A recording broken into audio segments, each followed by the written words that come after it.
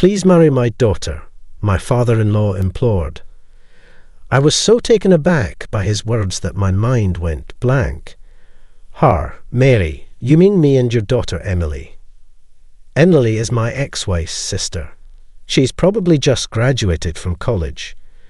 When I met Emily, she was still in middle or high school, and I remember fondly how much I adored her. The thought of me marrying Emily is just inconceivable. After all, regardless of who it is, I have no intention of falling in love or marrying again. I'm sorry, but I can't do that. Besides, I have no plans to marry again. I intend to live alone for the rest of my life, I said, showing my respect. Then my father-in-law made an even more surprising statement. That's even better. Our interests aligned perfectly.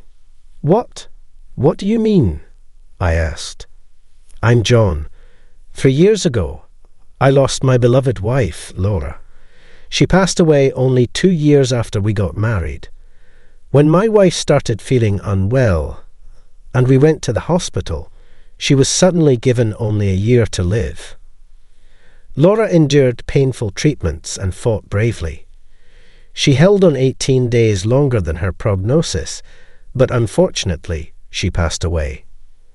At the time, both Laura and I were just 30 years old, and we naturally imagined a happy future with children and a loving family. But all that was lost, and I couldn't harbour any hope for the future without Laura.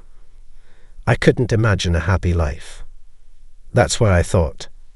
So, of course, I don't want children anymore, nor do I intend to engage in love or marriage.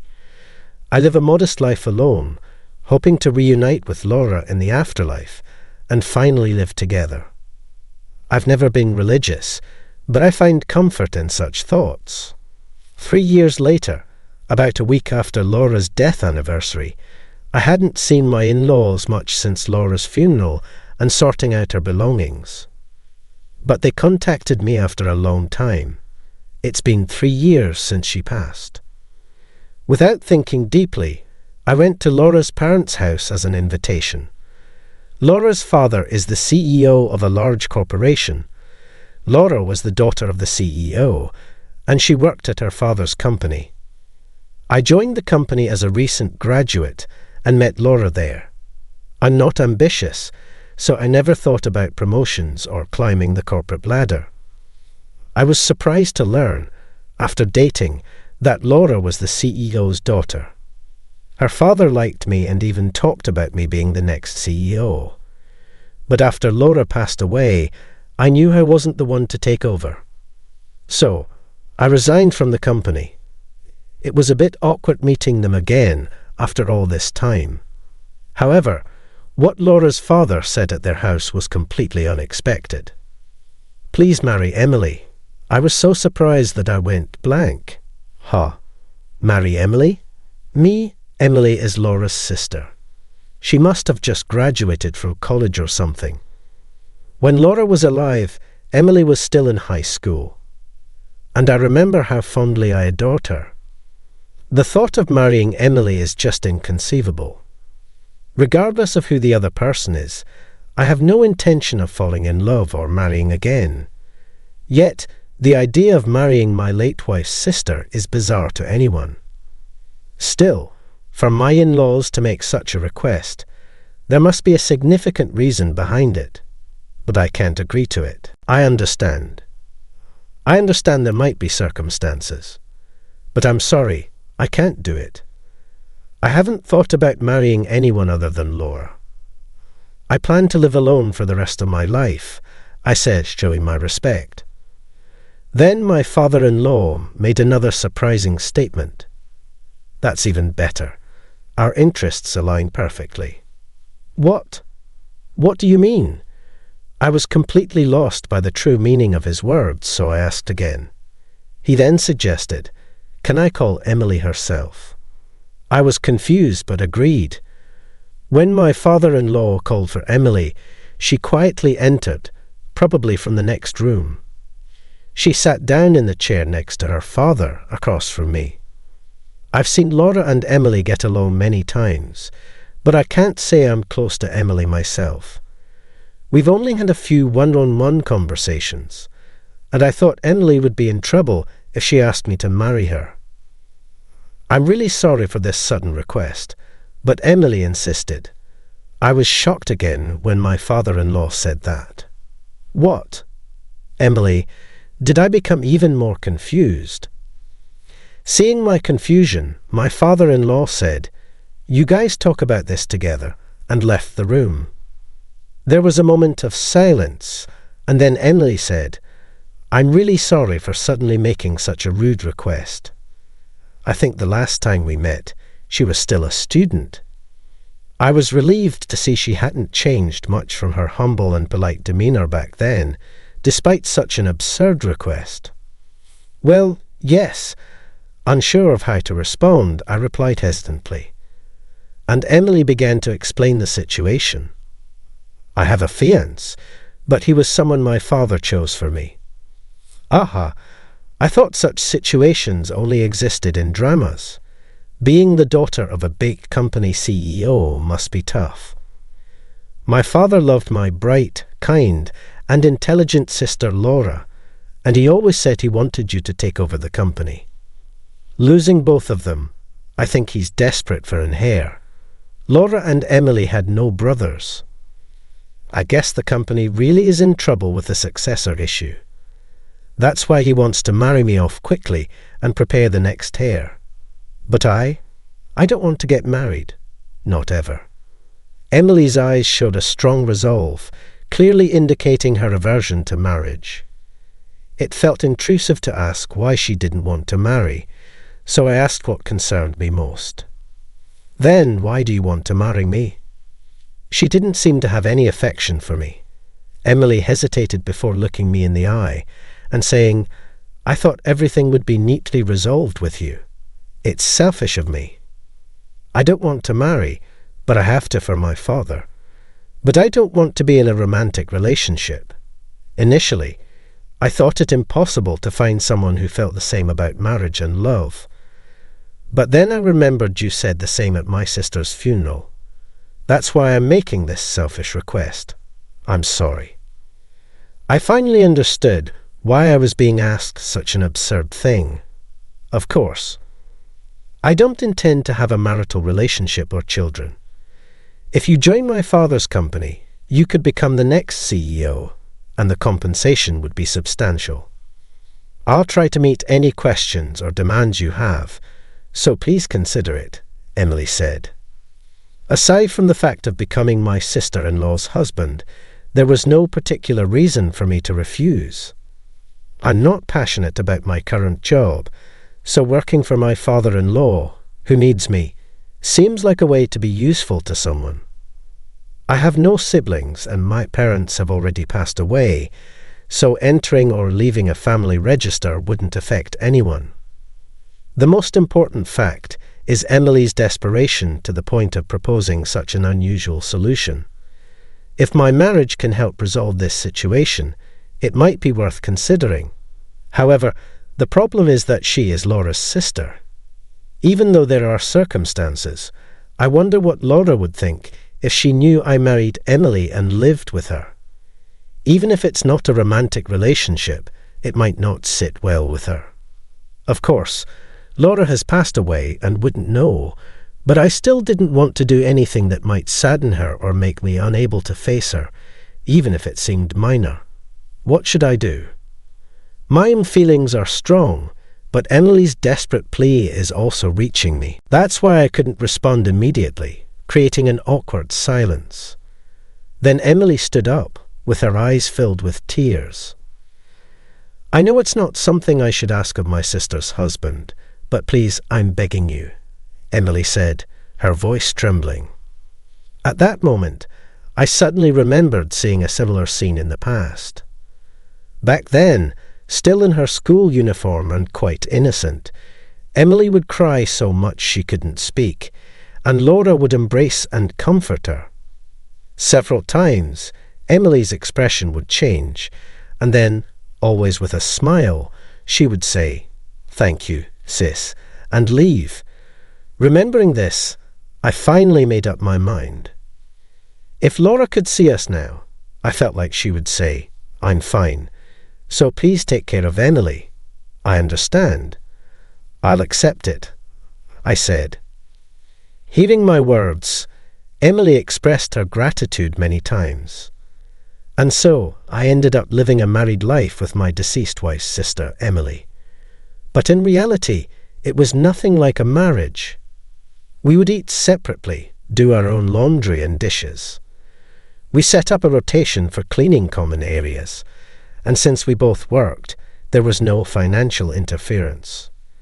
It was more like sharing a room with a stranger. So we made thorough rules. "Thank you for accepting my proposal on her first day at our house," Emily said. Polly, then she went straight to Laura's altar and prayed for a long time. This was the house Laura and I lived in. The thought of living with Emily, whom Laura adored, made me wonder what Laura would think. That day took so long to move in and organize Emily's belongings that before we knew it, it was night. "I'm going to the convenience store, since we don't have much. Do you want me to buy anything?" I asked Emily as she was organizing her room. Suddenly surprised by my question, Emily seemed to accidentally bump her arm into the shelf. "Are you okay?" When I asked in surprise, she said, "I'm fine, sorry." Could you please get pasta for me?" Emily replied. Such casual conversations had ceased completely since Laura passed away. It was a bittersweet feeling, missing Laura and feeling lonely with someone who wasn't her. I decided to eat in the living room. After returning from the convenience store, it was awkward as we had hardly ever talked one-on-one. But avoiding each other by eating in separate bedrooms felt too blatant and disrespectful. While absent-mindedly eating my ready meal, I noticed what looked like a bruise on Emily's arm. "Is that from when you hurt yourself earlier? Are you sure you don't need to ice it?" Upon hearing my words, Emily quickly covered her arm with her sleeve. I felt something was off, but didn't think much of it at the time. Was it insensitive of me to bring up the bruise on a woman? I thought, deciding not to mention it again. However, Emily's puzzling behaviour continued. When Emily tried to do the dishes after dinner, I suggested, "I'll take care of it. You can continue with your room." As I turned around to switch places, Emily quickly covered her neck and turned toward me abruptly. Her expression seemed panicked and angry, so I involuntarily said, "I'm sorry." I reflected on whether my sudden approach had startled her. I thought I had maintained a proper distance, but I'm the one who should apologize. "Thank you for the dishes," Emily said quickly, and then rushed to her room. By this point, I already had a vague sense of unease, and that turned into certainty just before going to bed. After finishing my bath, my bedroom is right before the bathroom, so I could have gone straight to bed. But I thought it would be rude not to say anything, so I headed to the living room where Emily was. Emily was praying at Laura's altar, and seeing her devotion made me feel a bit warmer. Thinking about the close bond between the sisters, as she finished praying, and I was about to tell her I was going to bed, I noticed a suspicious bruise on the back of her neck. From a distance, it looked like a mark left by something tightly wrapped around it. After observing her behaviour throughout the day, I had a gut feeling that I couldn't just leave it be and asked, "What happened to that bruise?" I knew she might not like it, but I asked anyway. Emily turned around, surprised, and then tried to evade the question. Emily struggled to find her words. Sensing she had a difficult situation to discuss, I patiently waited for her next words, which came sooner than expected. "I can't believe you agreed to marry me, listening to such a huge selfish request. I can keep secrets from you." Then Emily rolled up her sleeve to reveal her arm. I was shocked at what I saw. Her arm was covered in bruises of various shapes and ages. I was abused by the person I was dating, being hit, burnt. It was a daily occurrence, and I became used to it.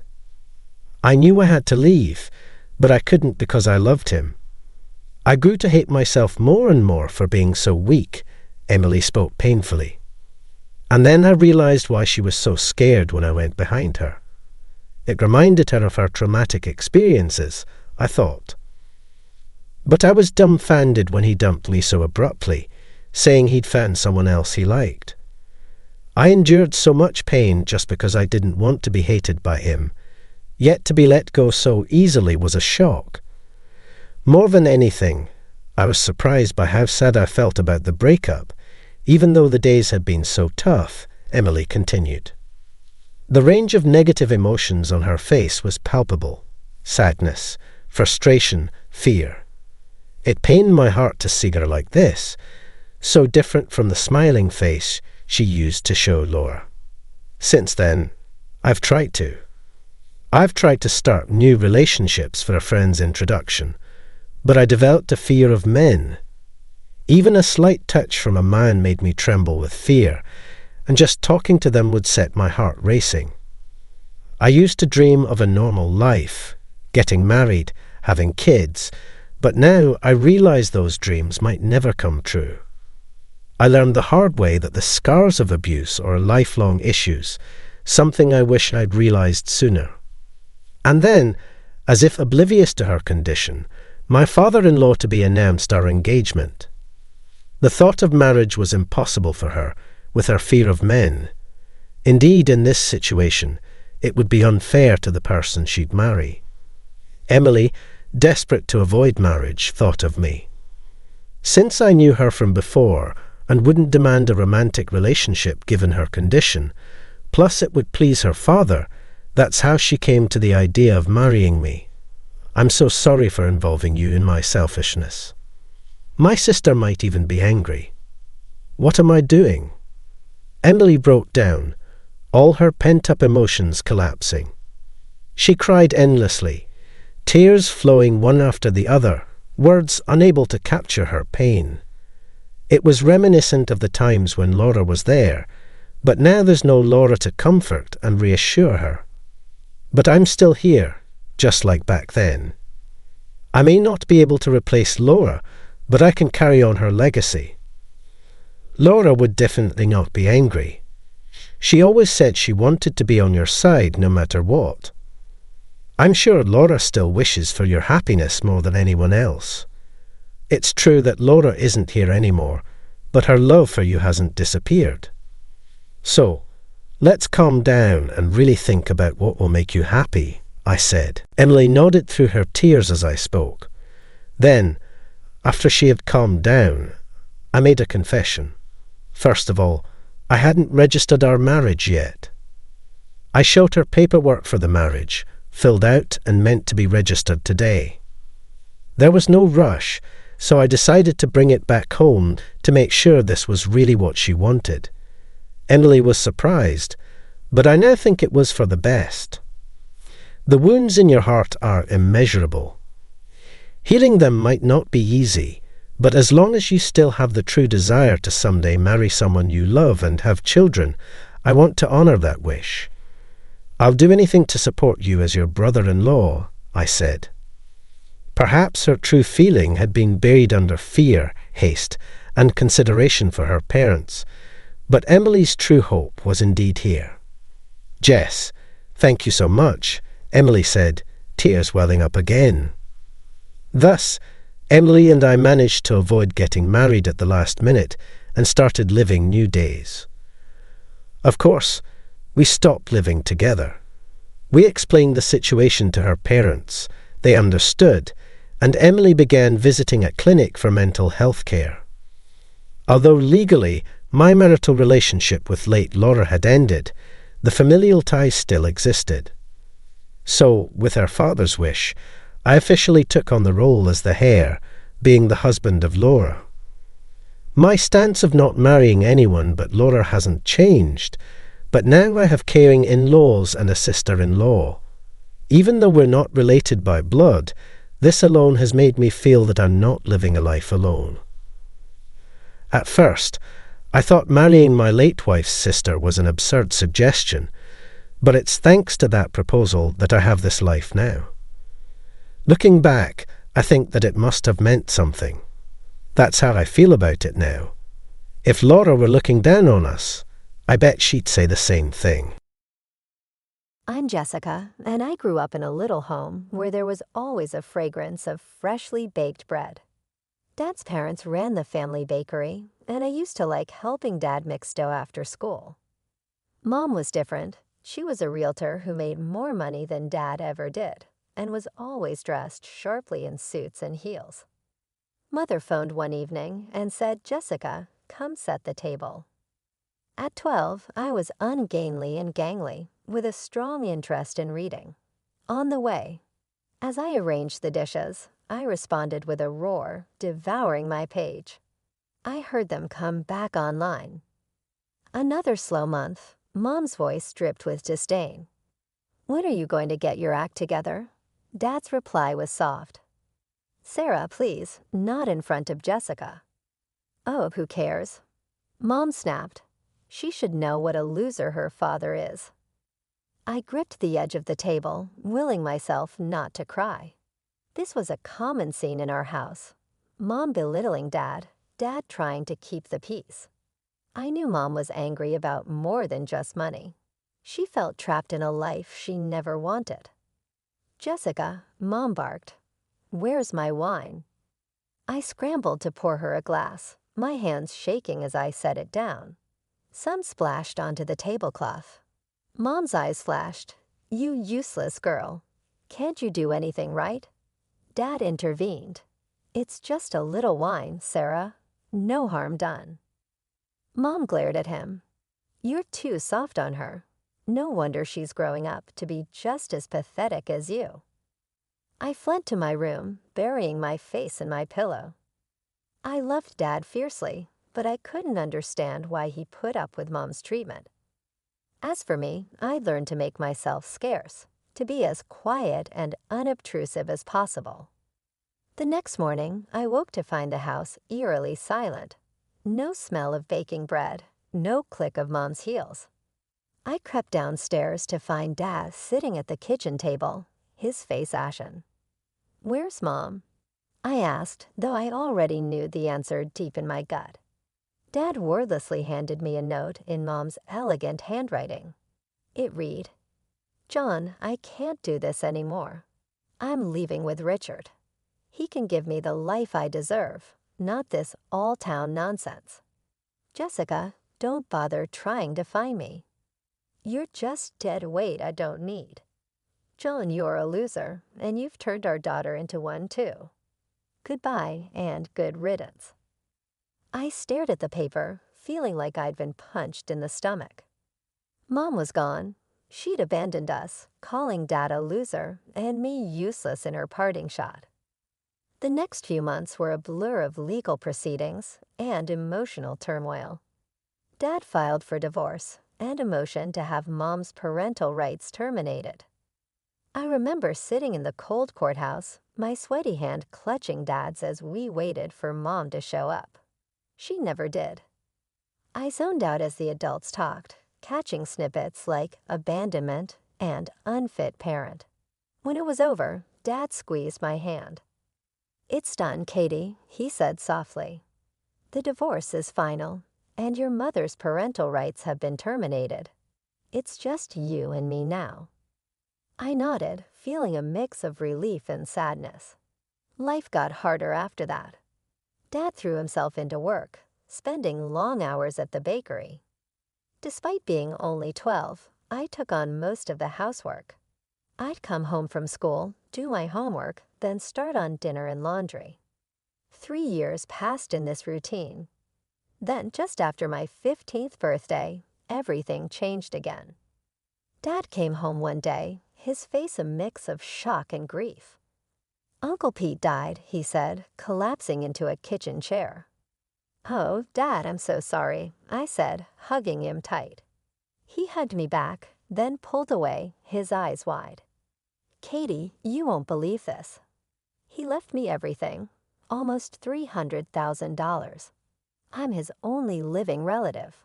I don't know what to do with it all. But Dad figured it out quick.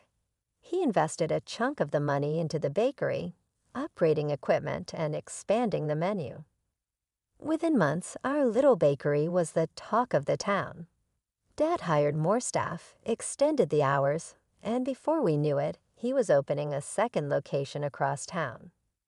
By the time I turned 16, Dad owned 3 thriving bakeries. Our financial worries were a thing of the past. I quit my after-school job and focused on my studies. We even took our first real vacation, a 2-week trip to Europe. As the years went by, Mom became a distant memory. Dad dated occasionally, but never seemed interested in remarrying. I didn't push it. We were happy as we were. High school graduation came and went in a blur of cap, tossing, and teary hugs. I'd worked my butt off, and it paid off. I was headed to State University to study finance. The morning I was set to leave, Dad handed me a small box. "What's this?" I asked, opening it to find a key. Dad grinned. "Your graduation gift. It's an apartment near campus. No more worrying about dorm life or rent." I stared at him, speechless. "Dad, I can't. This is too much." He waved off my protests. "You earned it, Katie. Now go make me proud." College flew by. I threw myself into my studies, determined to make the most of the opportunity Dad had given me. When I wasn't in class or studying, I was interning at local financial firms. By the time I graduated, I had a job lined up as a junior financial analyst. On my first day at work, I stood in front of my apartment mirror, straightening my blazer. "You've got this, Jessica," I told my reflection. "Make Dad proud." The job was challenging, but I loved it. Every bonus or raise I got, I invested rather than spent. Dad's voice echoed in my head. "Money makes money. Katie, be smart with it." Years passed. By the time I hit 32, those smart investments had paid off. I owned 2 more apartments in addition to the one I lived in, all bringing in steady rental income. Life was good. Then came the phone call that changed everything. "Katie," Dad's voice sounded strained. "Can you come over? I need to talk to you about something." I found him sitting at his kitchen table, looking older than I'd ever seen him. "What is it, Dad?" I asked, fear clenching my stomach. He took a deep breath. "It's cancer, honey, stage 4. The world tilted on its axis. "No," I whispered. "There must be some mistake." But there wasn't. The next year was a hellish roller coaster of treatments, remissions, and relapses. I spent every free moment at the hospital or at Dad's house, making his favorite cheese soup, even when he was too nauseous to eat it. One crisp autumn day, I arrived at Dad's house to find him sitting in his favorite armchair, a serious look on his face. "We need to talk, Katie," he said, patting the seat next to him. "The doctors gave me 6 months, tops." "No," I said, shaking my head furiously. "They're wrong. We'll get a second opinion." "We will," he interrupted gently. "It's okay. I've made my peace with it. I'm selling the bakeries. Everything's going to you. You'll be set for life." I pulled back, wiping my eyes. "I don't want your money, Dad, I want you." He smiled sadly. "I know, sweetheart, but this is how I can take care of you, even when I'm gone." The next 7 months were precious and painful. We talked more than we ever had, about everything and nothing. I memorized every line on his face, the sound of his laugh, the smell of sugar and flour that clung to him. Then on a quiet Wednesday morning, he was gone. The funeral was a blur. Afterward, I sat in Dad's empty house, clutching his favorite apron. The lawyer had already been by with the paperwork. True to his word, Dad had left me everything. I used the money from the bakeries to buy 2 more apartments. It felt right somehow, building something lasting, just like Dad had done. A year after Dad's passing, I was just starting to find my footing again. Work kept me busy, and managing my rental properties gave me a sense of purpose. I'd settled into a new normal, or so I thought. Then came the call that turned everything upside down. "Jessica, it's your mother. I'm back in town. I'd like to see you if you're willing." My mind raced. Part of me wanted to hang up to protect myself from the woman who'd abandoned me, but another part, the part that still held on to the little girl I once was, could it help but be curious. "Okay," I heard myself say. "Let's meet at Rosie's Cafe tomorrow at noon." The next day, I arrived at the cafe early, my stomach in knots. As the clock struck 12, I saw her walk in. She looked older, of course, but still elegant. But she wasn't alone. A young girl, maybe 17, trailed behind her. Mom spotted me and hurried over. "Jessica, darling, you look wonderful. And this is Lily, your sister." I felt like I'd been slapped. My what? We sat down, and Mom launched into her story. How her lover Richard had left her shortly after Lily was born. How they'd struggled to make ends meet. How she decided to come back to her hometown to start over. "I heard you have a rental property," she continued, her voice hopeful. I was wondering if maybe. She trailed off, but her meaning was clear. I looked at Lily, who was staring at her hands, clearly uncomfortable. I thought about Dad and how he'd always taught me to be kind, even when it was hard. I thought about the scared little girl I used to be wishing for her mom to come back. "Okay," I heard myself say, "I have a unit that's just become available. You can stay there." Mom's face lit up. "Okay, thank you. We'll pay rent, of course." I held up a hand. "No rent, just utilities for now." As we hammered out the details, I watched Lily. She looked so young, so out of place. I remembered being her age, feeling lost and alone after Mom left. "So Lily," I said, trying to sound friendly, "you're what, a junior in high school?" She nodded, meeting my eyes for the first time. "Yeah, it's weird starting at a new school for senior year." I felt a pang of sympathy. "I bet. Listen, if you need help with anything, school stuff or just someone to talk to, I'm here." "Okay." Lily gave me a small smile. "Thanks. That means a lot." As we left the cafe, Mom hugged me again. "You're an angel, Jessica. I know I have a lot to make up for, but I hope we can start fresh." I nodded, not trusting myself to speak. That night, as I drifted off to sleep, I couldn't shake the feeling that my life was about to get a lot more complicated. But for better or worse, my mother was back in my life, and I had a sister. Only time would tell what that would mean for all of us. The months following Mom and Lily's return were strange. Mom quickly found work as a realtor, slipping back into her old life as if she'd never left. Lily enrolled in the local high school for her senior year. I kept my distance, unsure how to navigate this new family dynamic. Occasionally, Mom would call or stop by. "Jessica, darling, thank you again for the apartment." She'd gush, her smile wide and seemingly sincere. "You've been such a blessing." I'd nod, uncomfortable with her effusive gratitude. "It's fine, Mom. I'm glad I could help." Lily and I developed a cautious friendship. I'd help her with math homework or listen to her college plans. It was nice, in a way, having a sister, but there was always a barrier, the weight of the years we'd missed. Then came Lily's graduation. I attended the ceremony, watching from the back as she accepted her diploma. Mom beamed with pride, and for a moment, I allowed myself to imagine what life might have been like if she'd never left. The very next day, Mom showed up at my door unannounced, her face flushed, eyes blazing.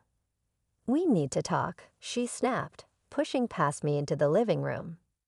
I followed, confused. "What's going on?" She whirled on me. "Don't play dumb. I know about the apartments, Jessica, all 4 of them." My stomach dropped. How had she found out? "What about them?" I asked, keeping my voice level.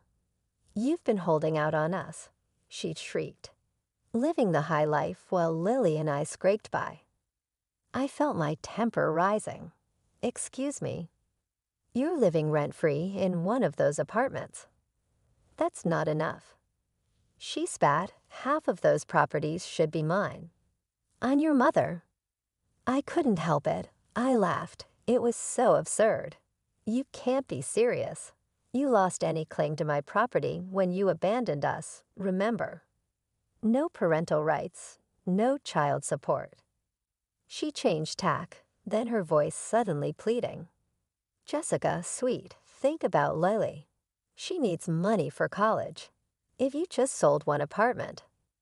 "Absolutely not." I cut her off.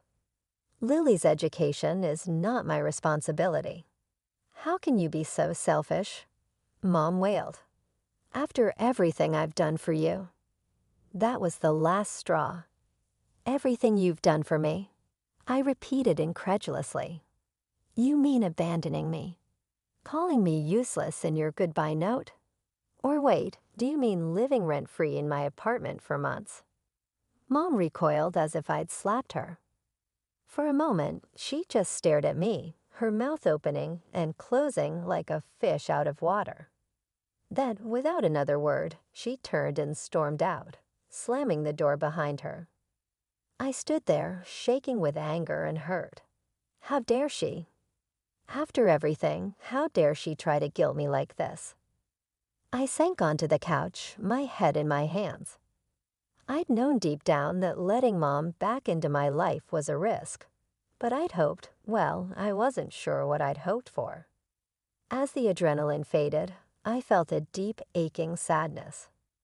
This woman, who should have been my protector, my support, was nothing but a stranger who wanted to use me and Lily. What was I going to do about Lily? 2 weeks after Mom's blow-up, I was grabbing coffee at my usual spot when I noticed the barista giving me odd looks. As I waited for my order, I overheard a snippet of conversation from a nearby table. "Can you believe it? Charging her own mother rent when she's got all those apartments." I froze, sure they couldn't be talking about me, but they were. Over the next few days, I caught more whispers, more sidelong glances. It seemed Mom had been busy spreading her twisted version of events to anyone who would listen. Then came the Facebook post. I saw it during my lunch break and nearly choked on my sandwich. My daughter Jessica has 4 apartments she rents out, making a fortune, but refuses to help pay for her sister's college education. She's forcing me to pay exorbitant rent when I can barely make ends meet. I'm heartbroken that my own child could be so greedy and selfish. The comments poured in, each one a knife to my heart. How could she do that to her own mother? What a horrible person. I always knew there was something off about her. Friends, relatives, even old classmates I hadn't spoken to in years, all of them jumping on the bandwagon, shaming me for my supposed greed. Not one of them seemed to remember or care that this woman had abandoned me as a child. Just when I thought things couldn't get worse, my boss called me into his office. "Jessica," he said, his face grave, "we need to talk about this situation with your mother. It's starting to affect the company's reputation." I felt the blood drain from my face. "Sir, I can explain." He held up a hand. "I'm not asking for details, but I need you to resolve this quietly and quickly. We can't have this kind of drama associated with our firm. Understand?" I nodded numbly, not trusting myself to speak. Back at my desk, I found an email notification about unpaid utilities for Mom's apartment. Great, just great. With shaking hands, I dialed Mom's number. "What do you want?" she snapped by way of greeting. I took a deep breath, trying to keep my voice steady. "Mom, there are unpaid utility bills for your apartment. We agreed you'd cover those, remember?" She scoffed. "Oh, please, you're rolling in money from all those apartments. You can afford to pay a few bills." "That's not the point," I said, my patience wearing thin. "We had an agreement." "An agreement?" she interrupted. "Like the agreement that you'd help your family? Fat lot of good that did us." I sat there, phone in hand, feeling like the world was crumbling around me. How had I let things get this far? I tried to do the right thing, to be kind and generous, and this was how I was repaid. With a heavy heart, I made an appointment with a lawyer. "Miss Stevens," the lawyer said, reviewing my case, "you have every right to evict your mother. She has no lease, pays no rent, and you've given her ample notice." "Notice about the utility bills," I nodded, feeling a mix of relief and dread. "What do I need to do?" He handed me a document. "This is an official eviction notice. Serve it to her, and if she doesn't comply, we can take legal action." Armed with the paper, I drove to Mom's apartment. My apartment, really. My hands shook as I knocked on the door. Mom answered, her face twisting with displeasure when she saw me. "Oh, it's you. Have you finally come to your senses about selling an apartment for Lily's college? Lily's picked out her school. Tuition's due next month." My shock turned to anger. "Are you serious right now? After everything you've done, you're still making demands." "Don't be so dramatic," Mom scoffed. "It's the least you can do for family." That was it, the last straw. I thrust the eviction notice at her. "Here, you have 30 days to vacate the premises." Mom stared at the paper, her face going pale. Then, without warning, she exploded. "You ungrateful little brute." She screamed, her voice echoing through the apartment. "After everything I've done for you." I stood my ground. "Everything you've done? You mean abandoning me, spreading lies about me?" She lunged forward, her hand raised. I flinched, but the blow never came. Instead, she grabbed the front of my shirt, spitting insults in my face. "You're nothing, you hear me? Nothing but a selfish, heartless." I managed to break free, fumbling for my phone. "That's it, I'm calling the police." Mom's eyes widened, but she didn't back down. She continued her tirade, her words becoming more vicious with each passing second. When the police arrived, I was shaking, tears streaming down my face. I showed them the eviction notice, explaining the situation as calmly as I could. "Ma'am," one officer said to Mom, "I suggest you calm down and discuss this civilly with your daughter." Mom sneered, "See, with her? She's trying to throw us out on the street." The other officer turned to me. "Miss Stevens, legally this is a civil matter. We can't forcibly remove her without a court order. I'd suggest trying to work this out between yourselves or taking it to court if necessary." I nodded, feeling defeated. As the police left, Mom's triumphant smirk made my blood boil. "You won't do it," she taunted. "You don't have the guts to take your own mother to court." I stared at her, this woman who had given birth to me, but had never truly been a mother. In that moment, I felt something inside me harden. "Watch me," I said, my voice low and steady. Before she could respond, I turned and walked away. As I reached my car, I heard the slam of the apartment door behind me. As I drove home, I thought about what lay ahead. A court battle, more drama, more pain, but also maybe a chance to finally break free from the toxic hold my mother had over me. The day of the court hearing arrived, and I felt like I might throw up. As I walked into the courtroom, I saw Mom and Lily sitting on the opposite side. Mom's eyes were red and puffy, while Lily looked like she wanted to disappear. The proceedings began, and Mom put on quite a show. She wept dramatically, her voice breaking as she addressed the judge. "Your Honor," she sobbed, "my daughter has become so cold-hearted. She's trying to throw her own mother and sister out on the streets after everything I've done for her." I clenched my fists, willing myself to stay calm. Then my lawyer stood up, and I felt a wave of relief wash over me. "Your Honor," he began, his voice steady and confident, "I'd like to present some evidence that paints a very different picture of the situation." He proceeded to lay out the facts. Mom's abandonment when I was 12, the termination of her parental rights, her failure to pay any child support. He showed the judge the documentation of the rent arrangement and the unpaid utility bills. But he wasn't done. "Furthermore, Your Honor, we have evidence that Mrs. Stevens is not in fact in the dire financial straits she claims." Mom's head snapped up, her eyes wide. My lawyer continued, "Mrs. Stevens owns an apartment in another city, left to her by her former partner.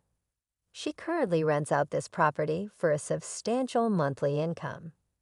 The courtroom fell silent. The judge turned to Mom, his expression stern. "Is this true, Mrs. Stevens?" Mom's face had gone pale. She opened and closed her mouth a few times before finally whispering, "Yes, Your Honor." The judge's voice was cold as he delivered his verdict. "This court grants the eviction. Furthermore, Mrs. Stevens will pay back rent for the month she occupied the apartment rent-free. Mrs. Stevens, your actions are nothing short of unconscionable. This case is closed." The gavel came down with a bang that seemed to echo through my entire body. It was over. We'd won. As we left the courtroom, I caught sight of Lily. She looked lost and confused, and my heart ached for her. This wasn't her fault. I walked over to her, ignoring Mom's glare. "Lily," I said softly, "I'm sorry it came to this. If you need help, real help, you can still reach out to me, okay?" She nodded, tears in her eyes. "I'm sorry, Jessica, I didn't know." I gave her a sad smile and walked away, feeling like a weight had been lifted from my shoulders. In the weeks that followed, Mom and Lily moved out of my apartment. I heard through the grapevine that they'd gone to live in Mom's other property. I didn't try to contact them, and they didn't reach out to me. As I stood in the now empty apartment, memories of the past few months flashed through my mind. The hope I'd felt when Mom came back, the pain of her betrayal, the stress of the court case. But underneath it all, I felt free. Hey, you stay away from places like this. I was told this by Nick, a supervisor from the same company, just the other day. I had taken a paid leave for today, and he had already made a snide remark about it. Yet here we were, running into each other unexpectedly. The man standing next to him looked like he couldn't possibly lead a decent life. I wanted to run away. In desperation, I maintained minimal defense, but this only ended up infuriating the man even more. Behind me was my wife, looking anxious. We found ourselves in a dire predicament, but the situation took a drastic turn with the appearance of a certain woman. Later on, this incident would profoundly change the lives of Nick and the Mafia man. My name is Kevin. I am 38 years old, a regular office worker in a small to medium-sized company, and I hold the position of section head. I have a wife who is 3 years younger than me, but we don't have children. Right after we got married, my wife was diagnosed with a disease that led to the complete removal of her uterus. This meant that it was no longer possible for us to have children. I thought living just the two of us wasn't too bad, but after the surgery, my wife was quite distressed and often threatened to divorce, blaming herself for ruining my life. Honestly, those days were like living through hell. But by facing my wife head-on and having numerous discussions, we managed to find peace even without children. Going on trips together or enjoying slightly expensive dinners made me feel completely happy. Gradually, my wife started to recover, and around the time I was promoted to section head, an incident occurred. Just before this incident, the previous department head had retired. Sitting in that empty department head seat was Nick in his mid-40s. He was selected to be the department head, but Nick was the nephew of the CEO, Mr. Yale, who had joined the company through connections. Nick, who believed strongly in educational elitism, refused to entrust important tasks to employees with only high school diplomas, delegating only basic tasks to those with college degrees. Naturally, the less educated employees were angry at this unfair assignment of work, while the college graduates complained of the abnormal increase in their workload. Yet all Nick did was shout, "If you have a problem with my methods, leave right now." Remember, I am the nephew of Mr. Yale, and he showed no signs of listening. Since then, Nick began to decide everything based on educational attainment. When a high school graduate tried to attend an important meeting with a client, Nick would say, "You're pointless." A high school grad shouldn't be sticking their nose into this and arbitrarily make changes. Or when a college graduate helped a high school graduate employee, he would say, "Don't pamper them. You are a college grad. You shouldn't need to help such people." Thanks to Nick's arrival, our department became chaotic, and now someone quits almost every month, leading to an abnormal situation. The reason Nick can continue to be arrogant is that our office is a branch, not the main headquarters. Mr. Yale, his uncle, is based at the headquarters and seems to be abroad often, focusing on globalization efforts. Furthermore, our branch manager, Mr. Harvey, is conservative. At first, everyone complained to Mr. Harvey, but now no one does anymore. Mr. Harvey would say, "Endure it. He's the nephew of Mr. Yale," and wouldn't deal with our complaints at all. That's why, unwillingly, we had to accept Nick's tyranny, and our workplace became a place where hard-working people suffer. Thus, those who work earnestly are the quickest to leave. While we do recruit new employees, the people who could train them have left, so no one can teach them. Even if someone could teach, Nick would say, "Don't learn from anyone but a college graduate," and appoint some college-educated employee as the trainer.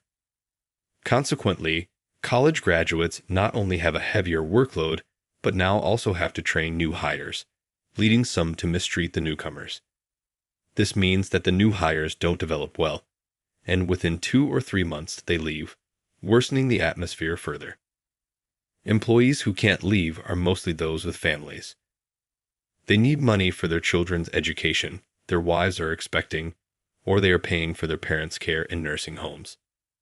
Everyone has such circumstances, and quitting at such a time would put their families in trouble.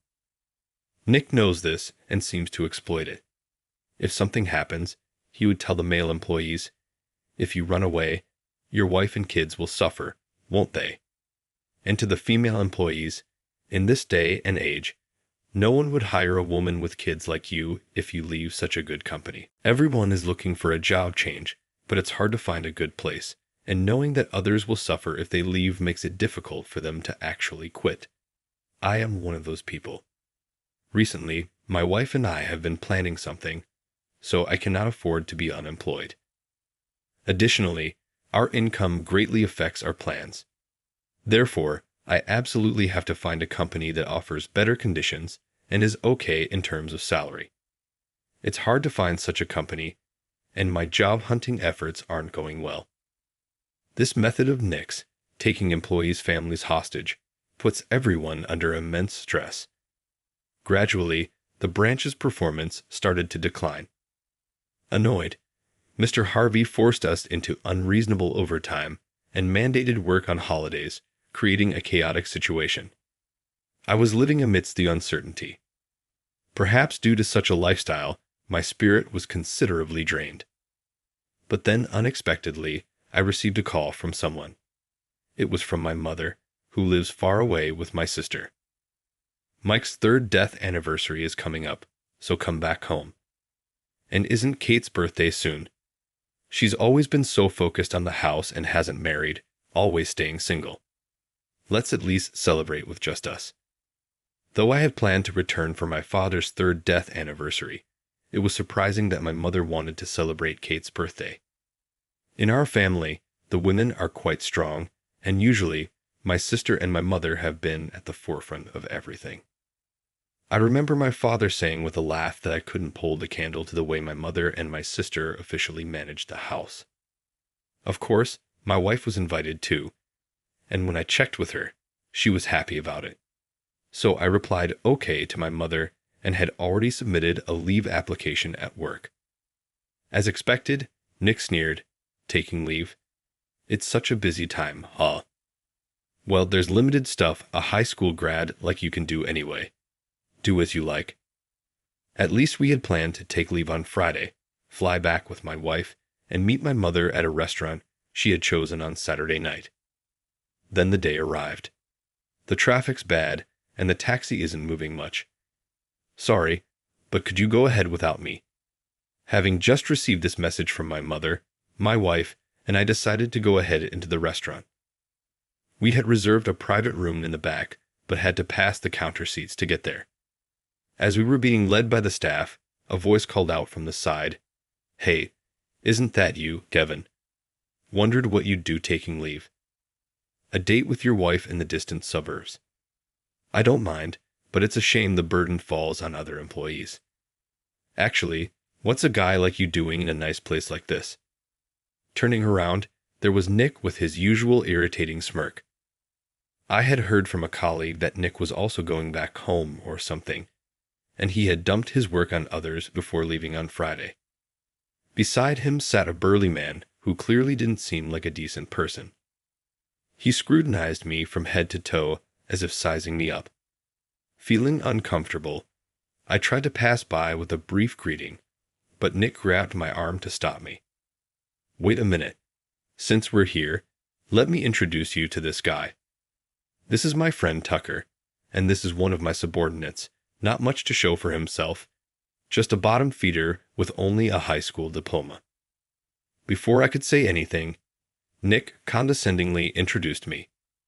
As Nick spoke, the mafia-looking man named Tucker said, "Oh really? But you dress pretty nice. Looks like you have money, huh? Hey, since it's such a rare occasion, why don't you join us for a drink today? Of course, you're treating. Even though you look younger, well, age aside, you're paying anyway." Feeling a bad premonition, I instinctively protected my wife by standing in front of her. "I cannot do that. I have plans to dine with my family today," I refused. Tucker's face stiffened instantly. His irritation became apparent as he started fidgeting restlessly.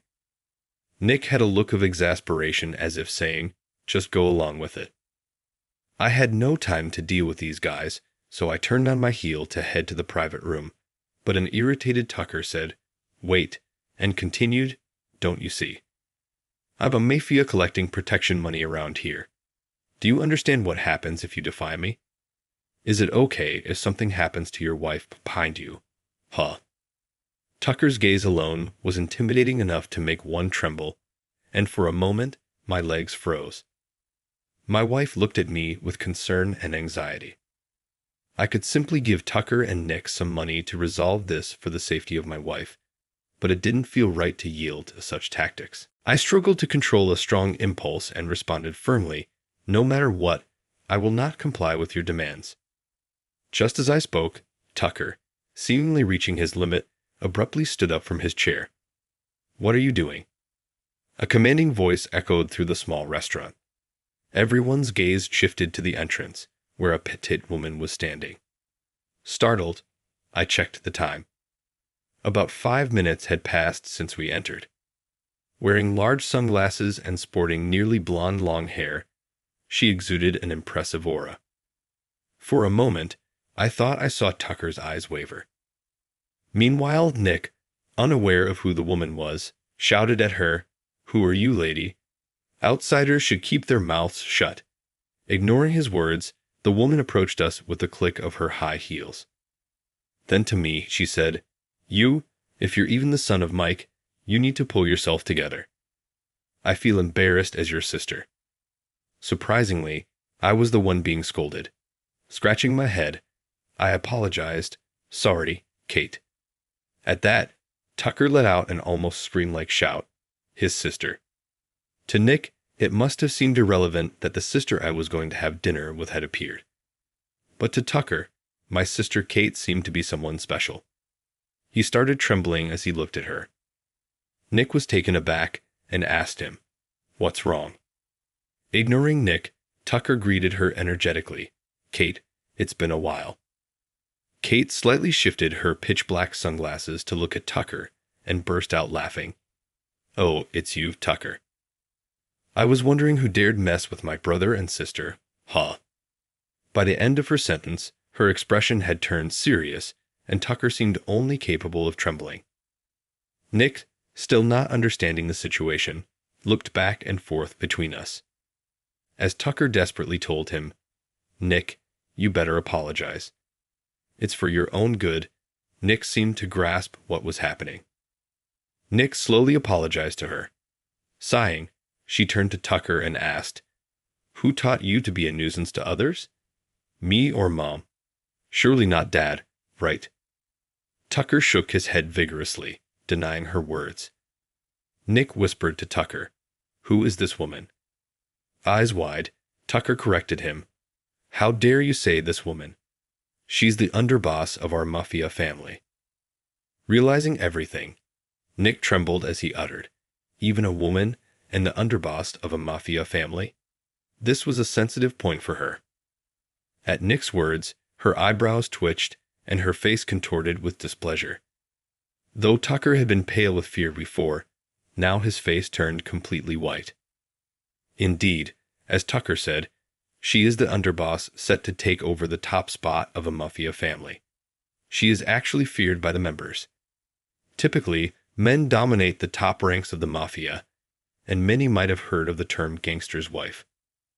When our father was the head, our mother was that gangster's wife. But after his sudden death, she temporarily became the acting head. Of course, there were calls for me, the eldest son, to be the next head, but I stepped down. Marrying a civilian wife and not wanting to involve her were my main reasons, but I also believed I lacked the ability to lead a mafia family. Despite some insistence on having a male head, it was Kate who silenced them with her capability. She has always been tough, with a strong sense of justice and a deep love for family. She might have been looked down upon for being a woman, as Nick said, but she brushed off those words and secured her position. She had faced many challenges, but they only made her mentally stronger, and she is now eager to relieve our mother of her burdens. Now, no one dares to belittle her as just a woman. Everyone knows she dislikes that term, and all members of our mafia family agree that she is the rightful next boss. Tucker repeatedly begged for forgiveness from her, and Nick, having heard the conversation, realized she was no ordinary woman. For once, Nick's arrogance faded, and he trembled noticeably. Then, in contrast to my formidable sister, a carefree voice sounded, "Sorry I'm late." Oh, what's this? Needless to say, it was our mother. Tucker, regretting messing with me, looked at me with teary eyes. My mother quickly grasped the situation and turned to Tucker, asking, "Aren't you the boy from back then?" It seems quite tense here, but can you explain what's happening? Overwhelmed by my mother's commanding aura, Tucker kept apologizing. To a confused Nick, I explained, "As you can see, Tucker is a member of the mafia family led by our mother, the current head, and my sister, the next head." Tanner stared at Kate and me, his teeth chattering. With a sigh, Kate suggested, "Let's not disturb the other customers here. Let's talk in the private room in the back." Tucker, looking utterly deflated, had no choice but to agree. Nick, having relied on Tucker's authority, clearly lacked the courage to challenge someone who even Tucker obediently followed. He replied in a voice as faint as a mosquito's and followed us timidly. We took our seats and ordered drinks. After hearing some of the situation from Kate, Our mother spoke to Tucker in a low, grave tone. How dare you disgrace our family's name in such a place? The worlds of the street and the mafia are different. You should know better. The usual swagger drained from Tucker as he faced the stern reproach from our mother, the current head of our family. He was profusely apologetic. Next, my mother turned her attention to Nick, who was frozen in place, not moving an inch. Having no courage to fight against them, Nick looked down, sending me a look as if begging for help.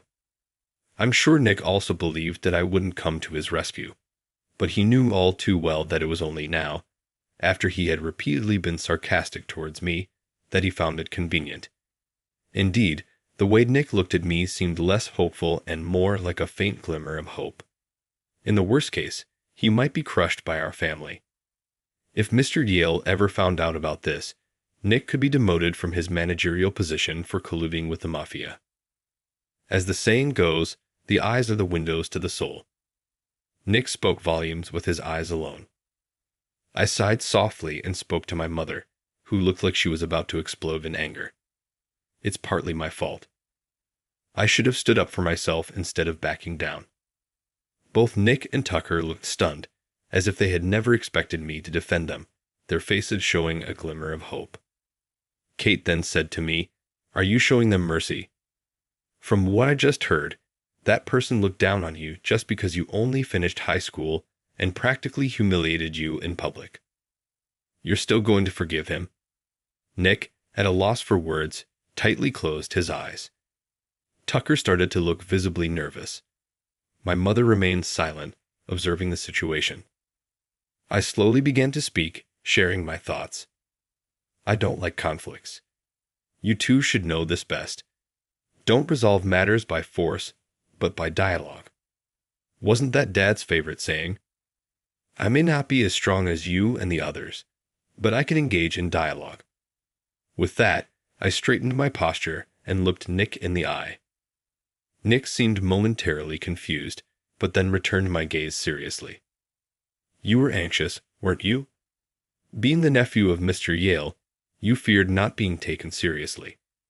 And your focus on academic credentials stems from your own struggles to pass entrance exams for a prestigious university.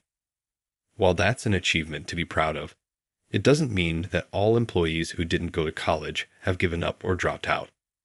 Isn't society about understanding and respecting each other, helping one another? Nick had nothing to say in response. Instead, Tucker spoke up. I'm sorry. I was just bluffing. Like Nick, I have a sister suffering from a chronic illness, and Kate helped with the medical expenses. I wasn't aware of that. As I looked towards Kate, she shrugged and said, Tucker's sister is your age. His brother was originally a part of our family and was a great ally of mine. So, for Tucker and his sister, they're like family to me. I helped out with the medical costs with my own money and some from our mother. It's my way of returning the favor since his brother always stood by me, even when I felt isolated.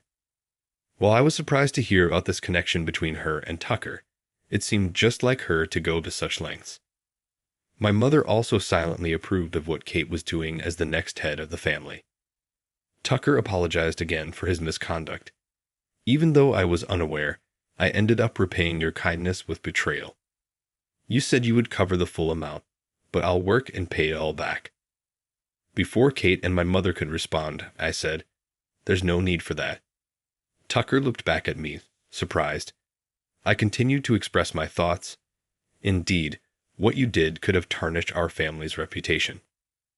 I live in the civilian world now, detached from the family business, but such actions could inconvenience Kate, my mother, and the members, especially your brother.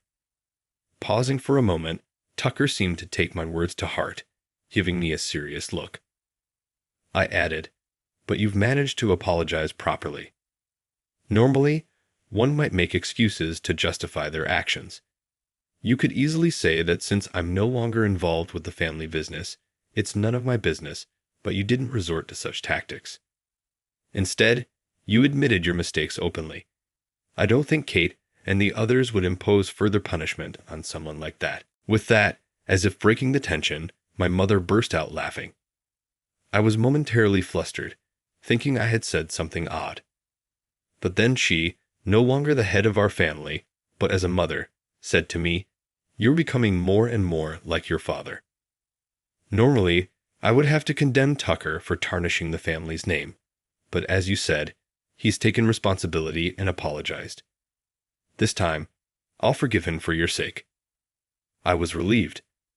Honestly, it was almost a gamble whether my mother would let Tucker off the hook. Since my father's death, she has led with unmistakable authority to ensure she wasn't underestimated, resolving conflicts within the family with decisiveness.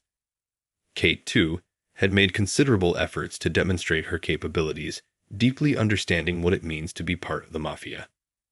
Whether to forgive Tucker was a delicate matter, but I was relieved that my words had an impact.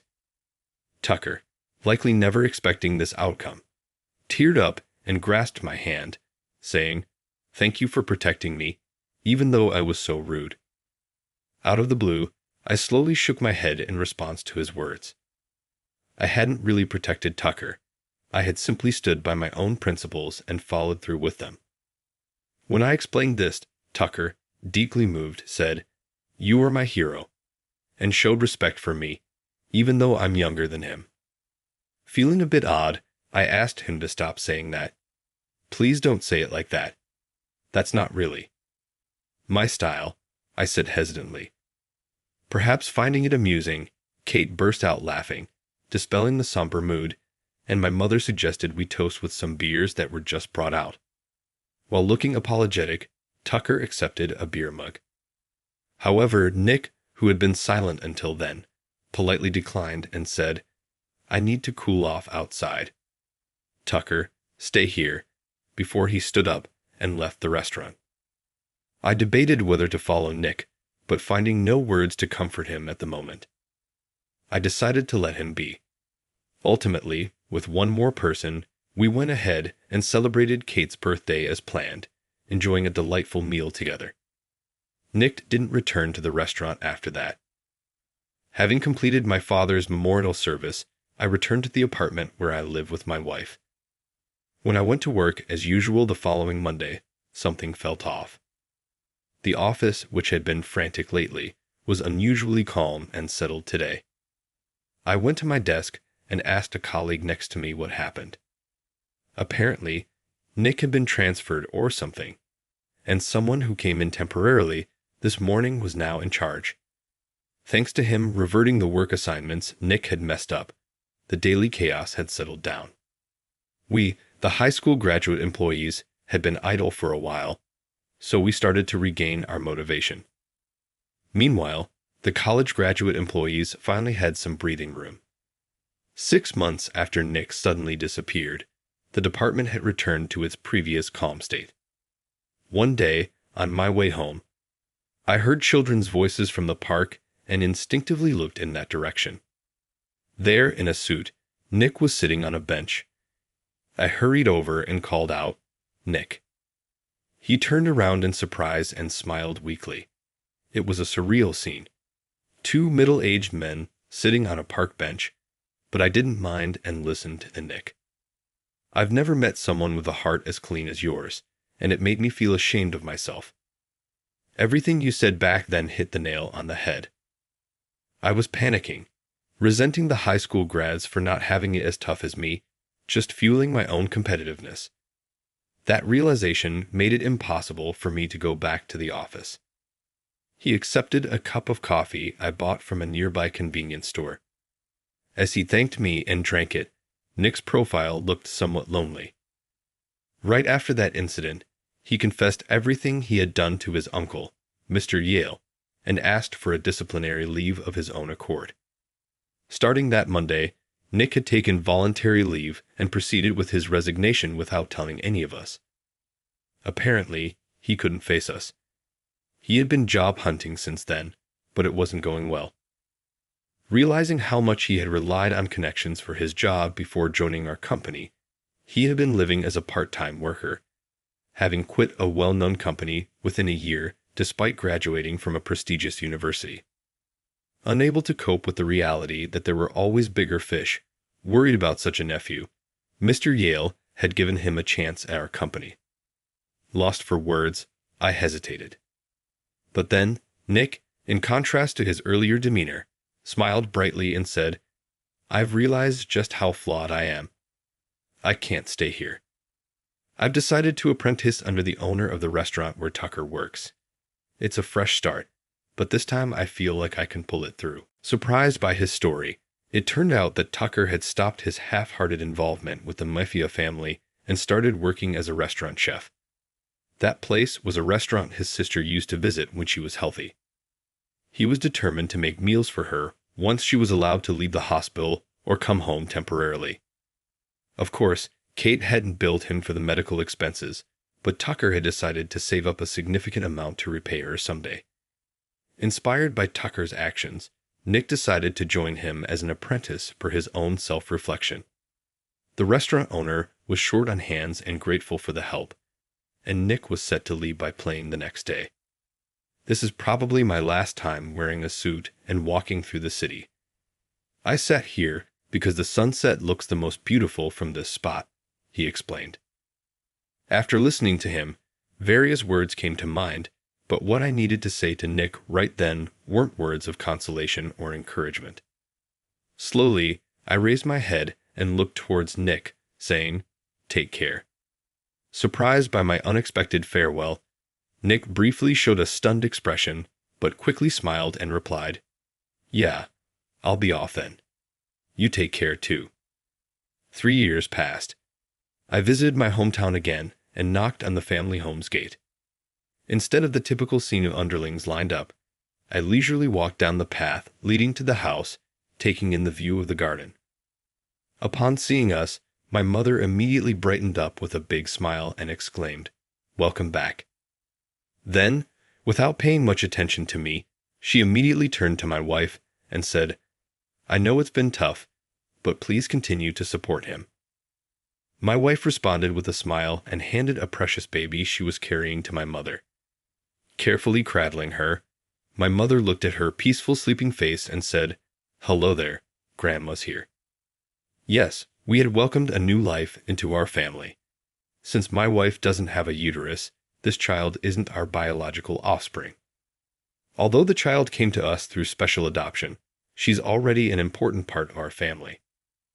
We had been planning this special adoption for a long time. The screening was rigorous, and there were many couples waiting for a child, so it took over 3 years for our turn to come around.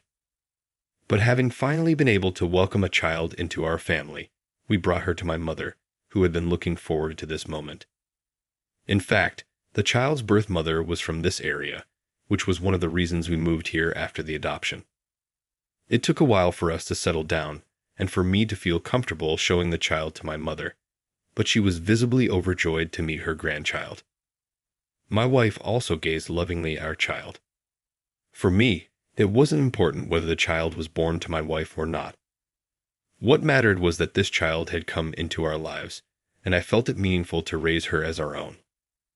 My mother felt the same, and even Kate, who joined us later and is typically known as a formidable figure in the Mafia, wore a gentle smile. Children are remarkable. For the sake of this child's future, I would sever ties completely with my mother and Kate. My wife and I had many doubts about this.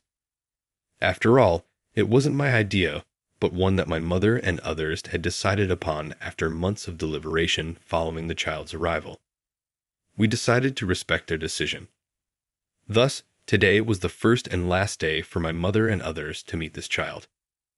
Given the circumstances, we left the child with my mother for a while, and my wife and I went to a restaurant. It was just past the busy lunch hour, so the restaurant was quiet with few other customers. As we entered, we were greeted with a hearty welcome. As we took our seats, a familiar face, now a waiter, brought us a menu and cheerfully said, "Long time no see. Today's special is grilled chicken made by Nick. It's really the best." My wife and I burst out laughing, and from the back of the kitchen came Nick's embarrassed shout, "Stop it, that's not my special." The restaurant owner joined in the laughter, and I could tell that these three had built a good relationship. Tucker's sister was still hospitalized, but she had recently been granted temporary leave and had come to this restaurant to eat some of Tucker's specials. Tucker's dream had come true, and it seemed he now had a new goal: to open a new restaurant with Nick. How these two became friends was still a mystery, but it was clear they were bound by an invisible, strong bond. After finishing our meal and getting ready to pay, I encouraged them. Keep up the good work. Nick, who once had a troubled expression, and Tucker, who used to tremble in fear, were no more. Both responded with bright smiles.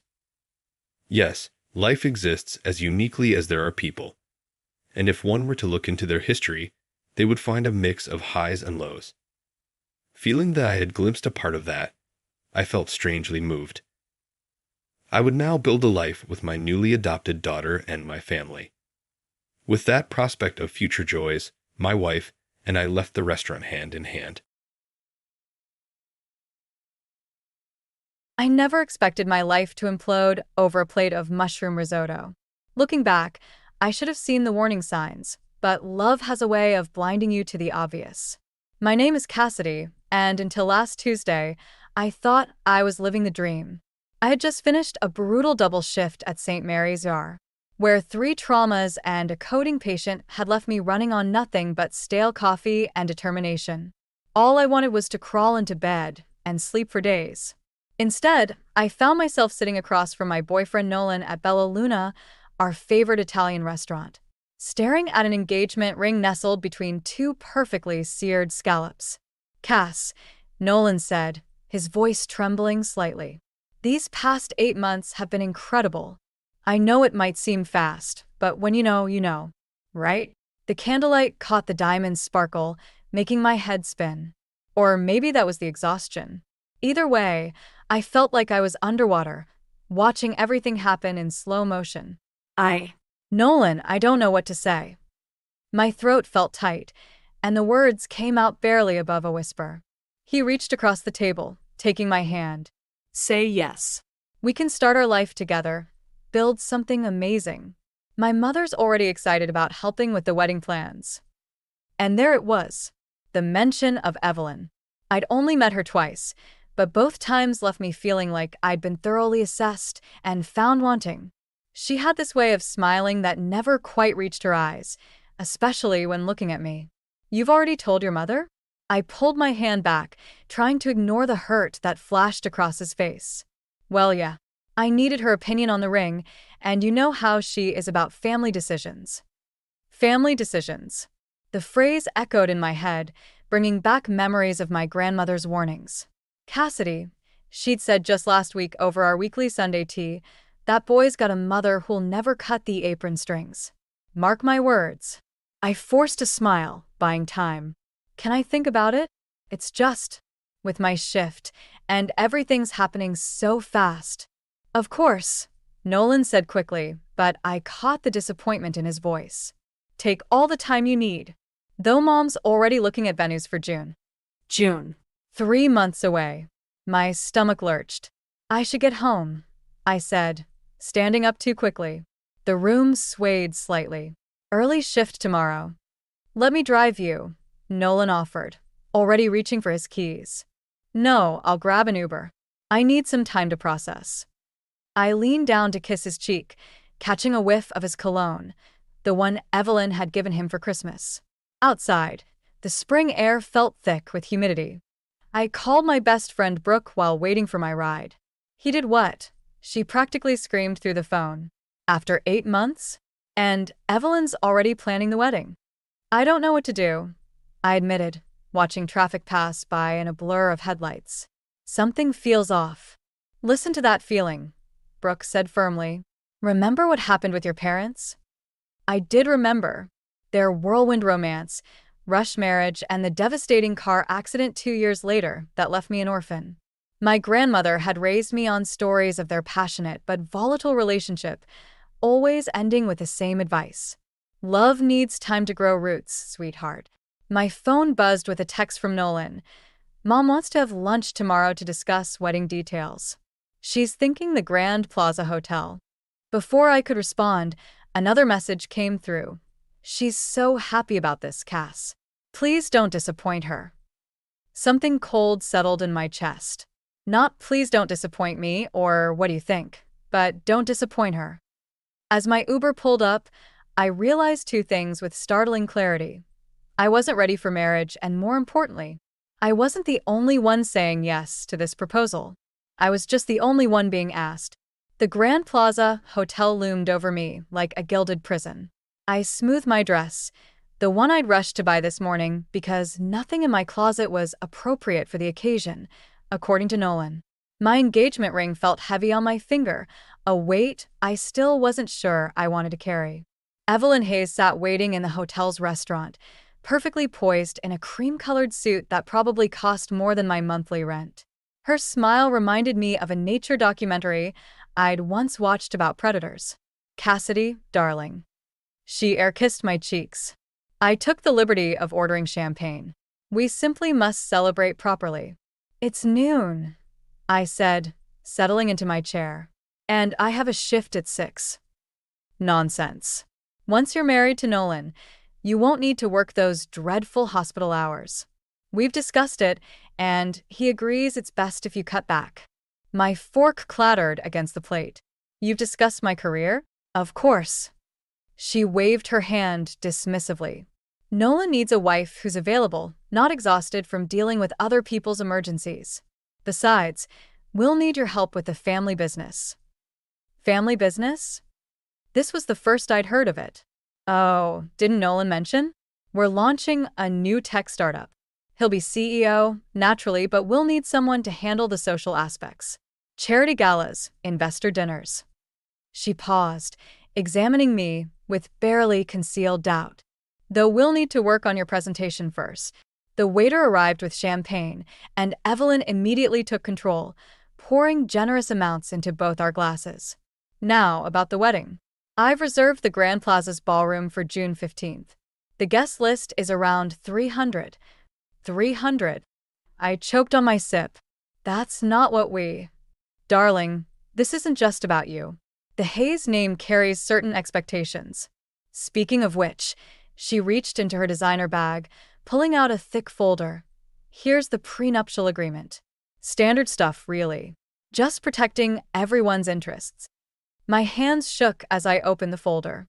Legal jargon jumped out at me. Relinquish rights, separate property, financial obligations.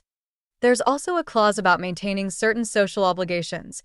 Evelyn continued, her voice honey-sweet but her eyes sharp.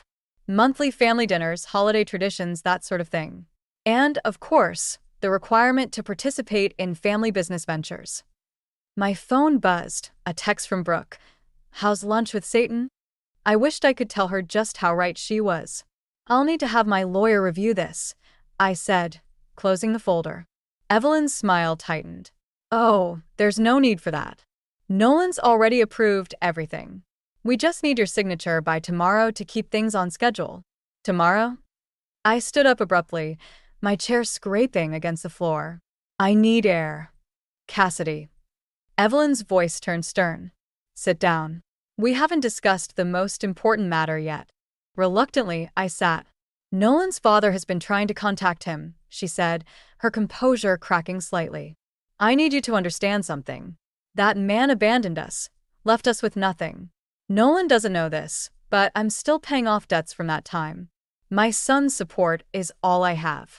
For the first time, I saw real emotion in her eyes, fear. I'm not trying to take Nolan away from you, I said softly. No. She laughed, a brittle sound.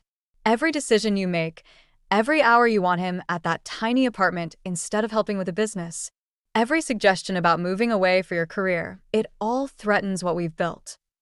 My phone buzzed again. This time it was Nolan. Mom says you're being difficult about the prenup. Please just sign it for me. Something snapped inside me. I stood up again, gathering my purse. I need time to think. Think carefully, Cassidy. Evelyn called after me. Nolan's happiness depends on family harmony. Don't make him choose. As I rushed through the lobby, I caught my reflection in a mirror. Pale, uncertain, diminished. Behind me, I could see Evelyn watching, her expression triumphant. That's when I realized this wasn't just about a wedding. This was about control, about power, about slowly erasing who I was to fit into someone else's picture of perfection. And I was already disappearing. Sunday dinner at the Hayes Mansion felt like walking into a carefully orchestrated trap. I'd spent the past 3 days dodging Nolan's calls about the prenup, but here I was, seated at their formal dining table, watching Evelyn arrange flowers as if everything was perfect. "More wine, dear." Evelyn's hand hovered over my glass, her diamond bracelet catching the light. The same bracelet I'd heard her tell Nolan was a family heirloom last Christmas.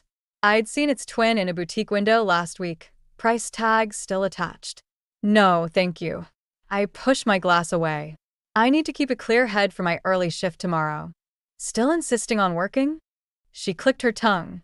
"Nolan, darling, didn't you discuss this with her?" Before he could answer, the housekeeper appeared with a stack of mail. "Mrs. Hayes, these came while you were out." I watched Evelyn sort through the envelopes, her perfectly manicured fingers suddenly freezing on one particular letter. The color drained from her face. "Mother?" Nolan reached for the envelope, but she snatched it away. "It's nothing, just bills." She stood abruptly. "I need to make a phone call." "Excuse me." The moment she left, I noticed she dropped something, a small photo that had fallen from the envelope. I picked it up, a younger Nolan, maybe 12, standing with a man who had his same warm brown eyes and gentle smile. "Nolan," I said softly, "is this your father?" His expression hardened. "Where did you get that?" "It fell from your mother's mail." I handed him the photo. "Why didn't you tell me he was trying to contact you?" "Because it doesn't matter." He shoved the photo into his pocket. "He abandoned us, left Mom with nothing. She had to rebuild everything from scratch." From the hallway, I could hear Evelyn's voice rising. "You have no right. After all these years, the agreement was clear?" "I should check on her," Nolan said, starting to rise. "Wait." I grabbed his hand. "Don't you want to know what agreement she's talking about?" "Cassidy, drop it." His voice carried a warning edge I'd never heard before. I stood up, my chair scraping against the hardwood. "I'm going to the bathroom." Instead, I followed Evelyn's voice to her study. The door was ajar. "The money was supposed to keep you away," she hissed into the phone. "You signed away your rights." "What do you mean? Tell him the truth?" "He believes what he needs to believe." My heart pounded as I leaned closer. "The company was failing anyway," she continued. "The bankruptcy was I. Listen, Richard, if you tell Nolan about the embezzlement charges, about how I set you up to take the fall." A floorboard creaked behind me. I spun around to find Nolan standing there, his face ashen. "How much did you hear?" he whispered. "Enough." I reached for his hand, but he pulled away. "You were spying on my mother?" "Nolan, she's lying to you. Your father." "Don't." His voice cracked. "Just don't." Evelyn appeared in the doorway, her phone call apparently finished. She took in the scene with calculating eyes. "What's going on?" "Ask her about the embezzlement charges," I said, my voice steadier than I felt. "Ask her why your father really left." "Nolan, darling." Evelyn stepped between us. "Surely you don't believe these ridiculous accusations? This is exactly what I warned you about, someone trying to come between us, destroy our family." I watched his face, waiting for the recognition, the anger, anything. Instead, he just looked tired. "I think you should leave, Cassidy." "What?" I stared at him in disbelief. "You're choosing to ignore this?" "I'm choosing family." He wouldn't meet my eyes. "Maybe you should too." As I walked out of the mansion, my engagement ring caught the setting sun, throwing prisms across the manicured lawn. Behind me, I heard Evelyn's voice, soft and soothing, already rewriting the narrative. I slipped the ring off my finger and placed it on the front step. Some families aren't worth choosing, and some truths refuse to stay buried. I had a feeling both lessons were about to become painfully clear. 3 days after leaving the ring on Evelyn's doorstep, Nolan showed up at my apartment. His eyes were bloodshot, his usually pristine button-down wrinkled. I almost closed the door in his face. "Please," he said, catching the door. "Just hear me out."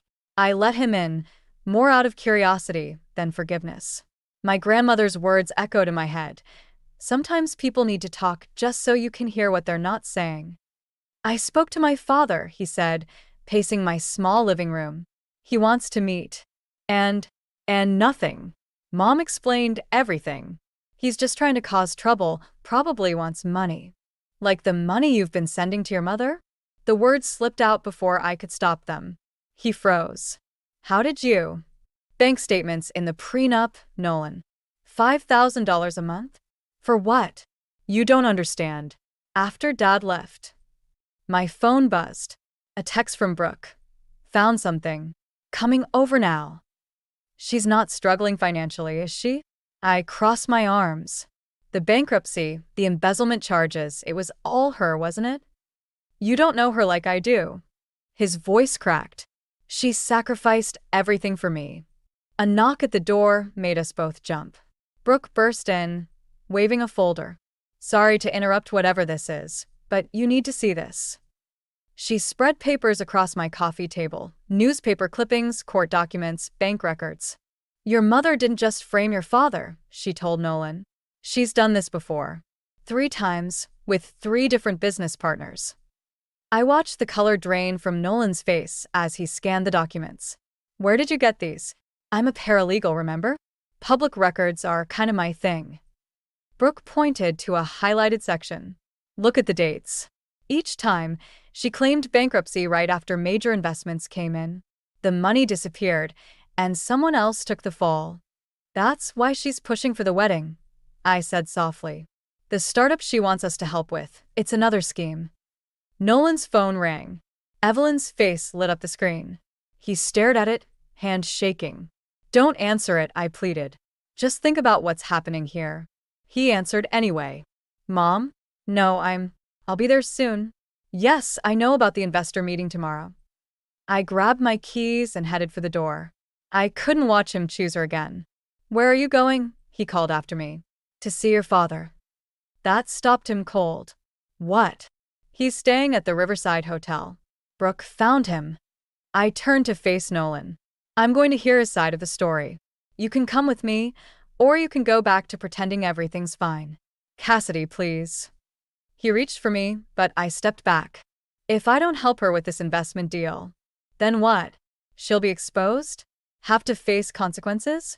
Or are you more afraid she'll stop loving you? His silence was answer enough. You know what's funny? I said, my hand on the doorknob. I used to think my parents' rushed marriage was a tragedy. But at least they were brave enough to choose each other, even if it ended badly. You can't even choose yourself. I love you, he whispered. No, you love the idea of me. Someone to help maintain your mother's perfect facade. But I won't be another person she destroys. As I walked out, Brooke following close behind, I heard his phone ring again. This time, when he answered, his voice was different. Harder. Mother, he said, we need to talk about Richard Hayes. I closed the door before I could hear more. Sometimes the bravest thing isn't fighting for love, it's walking away before it destroys you. And sometimes revenge isn't about getting even, but about forcing the truth into the light. I had a feeling Evelyn Hayes was about to learn both lessons the hard way. The Riverside Hotel lobby felt like neutral ground in a war I never wanted to fight. Richard Hayes sat across from me, stirring his coffee with slow, deliberate movements. He had Nolan's eyes, but there was a weariness in them that spoke of years spent carrying a heavy truth. I tried to warn him, Richard said, sliding a manila envelope across the table. Every time I got close, Evelyn would. He trailed off, his hands shaking slightly. Inside the envelope were photos. Evelyn with different men in business suits, signing documents, shaking hands. Dates stamped in the corners showed a pattern spanning years. Each photo had a corresponding news clipping about a failed business venture, a mysterious bankruptcy, a ruined reputation. My phone buzzed. Nolan, where are you? Mom's investors are waiting. I ignored it. Why didn't you fight harder? She threatened to tell Nolan I'd stolen from him. His college fund, his inheritance from my parents. She made it look like I'd taken everything. Richard's voice cracked. I thought leaving would protect him. I was wrong. Another text, this time from Brooke.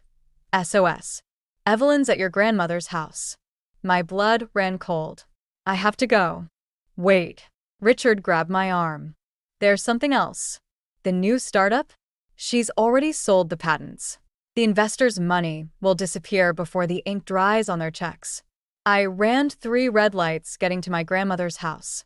Evelyn's Mercedes was in the driveway, next to Nolan's car.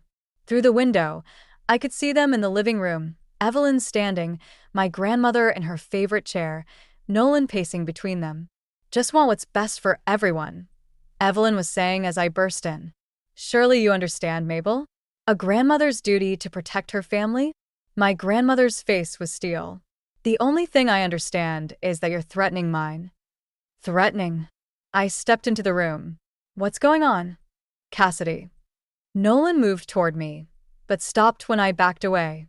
Mom says you've been meeting with Dad, trying to destroy our family's future.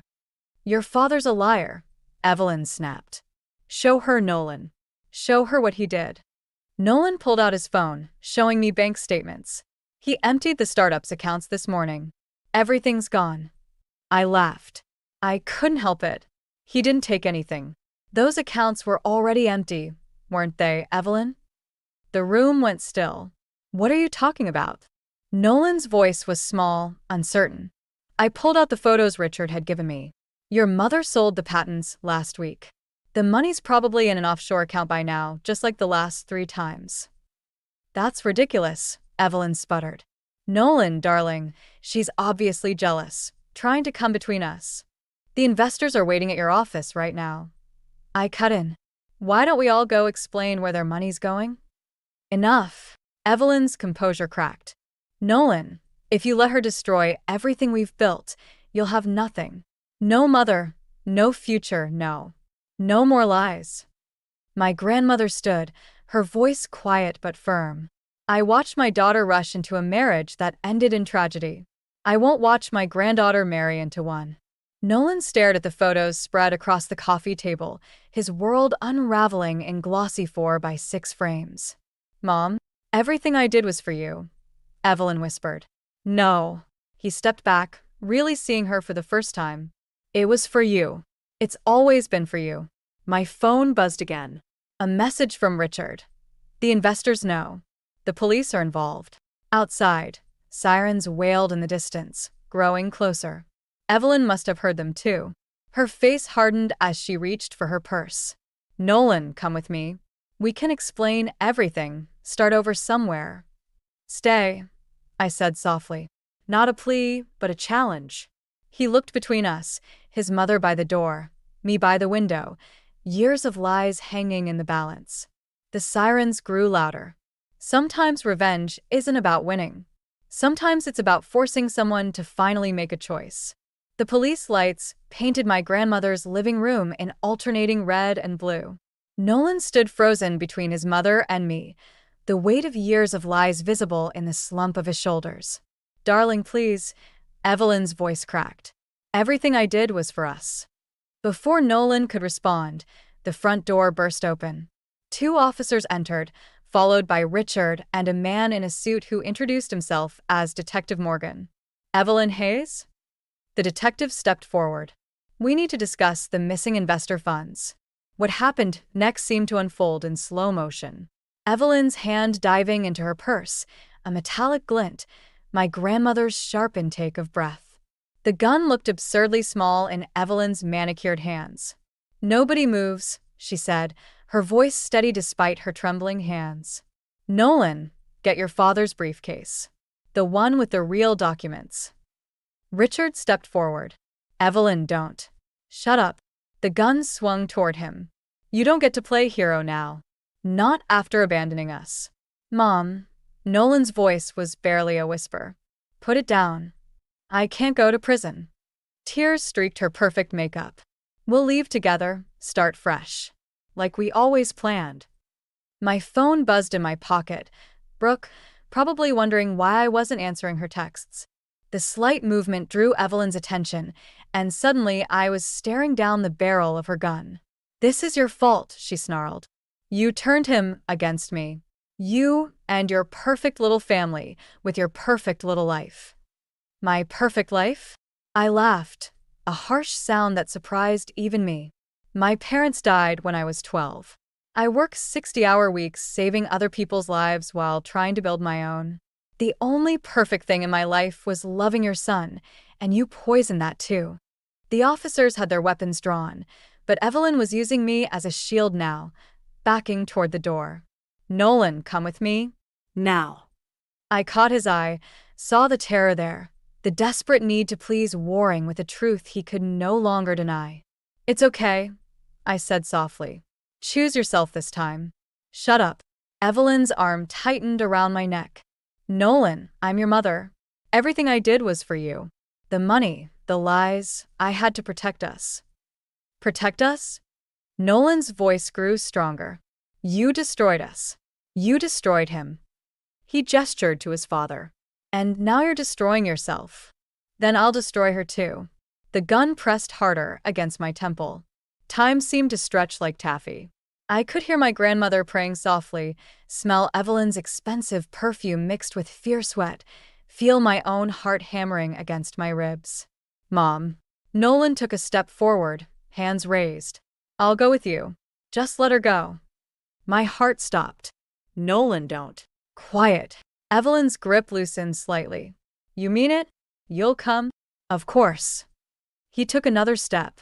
I'm your son. I'll always choose you.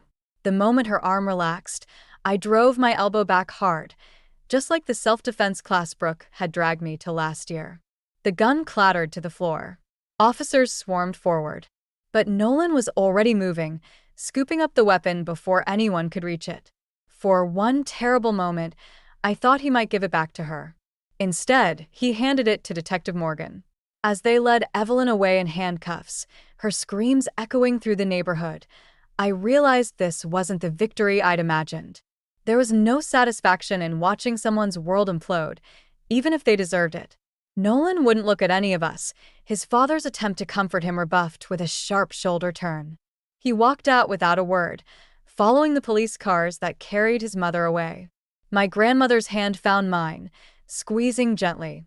Sometimes winning feels an awful lot like losing, doesn't it? I watched Nolan's car disappear around the corner, taking with it all my dreams of what could have been. She was right. This didn't feel like winning at all. The call came at 3 a.m, 2 weeks after Evelyn's arrest. My grandmother had suffered a massive stroke. By the time I reached the hospital, she was gone. I stood in her empty house 3 days later, surrounded by sympathy casseroles and the echoes of her absence, when the doorbell rang. Through the peephole, I saw Nolan, looking as haunted as I felt. I heard about Mabel, he said softly. I'm so sorry. Before I could respond, a familiar Mercedes pulled into the driveway. Evelyn, out on bail, emerged wearing designer black like she was attending a fashion show instead of showing up uninvited after a funeral. What are you doing here? My voice came out harder than I'd ever heard it. Paying my respects, Evelyn said, brushing past me into the house. And discussing the estate. The estate? I stared at her, uncomprehending. Your grandmother's property. She pulled out a document. Given recent events and Nolan's claim as your former fiancé, we have a right to. Get out. The words felt like ice in my mouth. Darling, be reasonable. She settled onto my grandmother's favorite chair. This house has significant value. Given everything your family put us through. Everything we put you through? Something snapped inside me. You held a gun to my head. A momentary lapse in judgment. She waved dismissively. But the fact remains, Nolan invested considerable time and resources in this relationship. We're entitled to compensation. Mom, stop. Nolan stepped between us. This isn't why I came. No. I laughed bitterly. Then why did you come, Nolan? To apologize? To try to make things right? Or did she convince you there was money to be made here too? He flinched. Cass, please. Don't. I moved to my grandmother's desk, pulled out the envelope I'd found that morning. She left letters. For both of us. Evelyn stood. Whatever that woman wrote. That woman, I cut in, knew exactly who you were. She wrote about women like you, who destroy their children with love that's really just control. She wrote about men like Nolan, too scared of losing their mother's approval to ever become themselves. How dare you?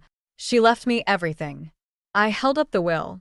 The house, the savings, everything. And she left something else too. I pulled out a USB drive. Recordings of every conversation she had with you, Evelyn, including the one where you threatened to ruin my career if I didn't break things off with Nolan. The color drained from her face. You're lying. Am I? Should we play them for your son? For your lawyers? I stepped closer. Or should we talk about the real reason you're here? The money you still need to pay back those investors? Nolan. She turned to him, desperate. Tell her to be reasonable. Tell her. No. His voice was quiet but firm. No more telling people what to do, Mom. No more schemes. No more control. She staggered like he'd struck her. After everything I sacrificed. You sacrificed nothing, he said. You took. From Dad, from me, from everyone. And I let you, because I thought that's what love looked like. I handed him his grandmother's letter. She wrote this for you. About choices and healing and finding your own way. He took it with trembling hands. Evelyn reached for it, but he pulled away. Get out, Mom. His voice broke. Just Get out. after she left, we stood in silence, the weight of years of manipulation settling between us like dust. I'm sorry, he finally said, for everything. I know. I touched his arm gently. But sorry isn't enough anymore. He nodded, understanding. What will you do now? I looked around the house, at the photos of my grandmother, at the life she'd built from broken pieces.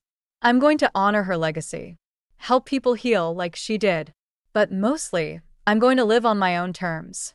And the recordings? Insurance, I said simply, against anyone who tries to take that away from me again. He left quietly, taking his grandmother's letter and the last pieces of our shared future with him. Sometimes revenge isn't about destroying someone else's world. Sometimes it's about protecting your own.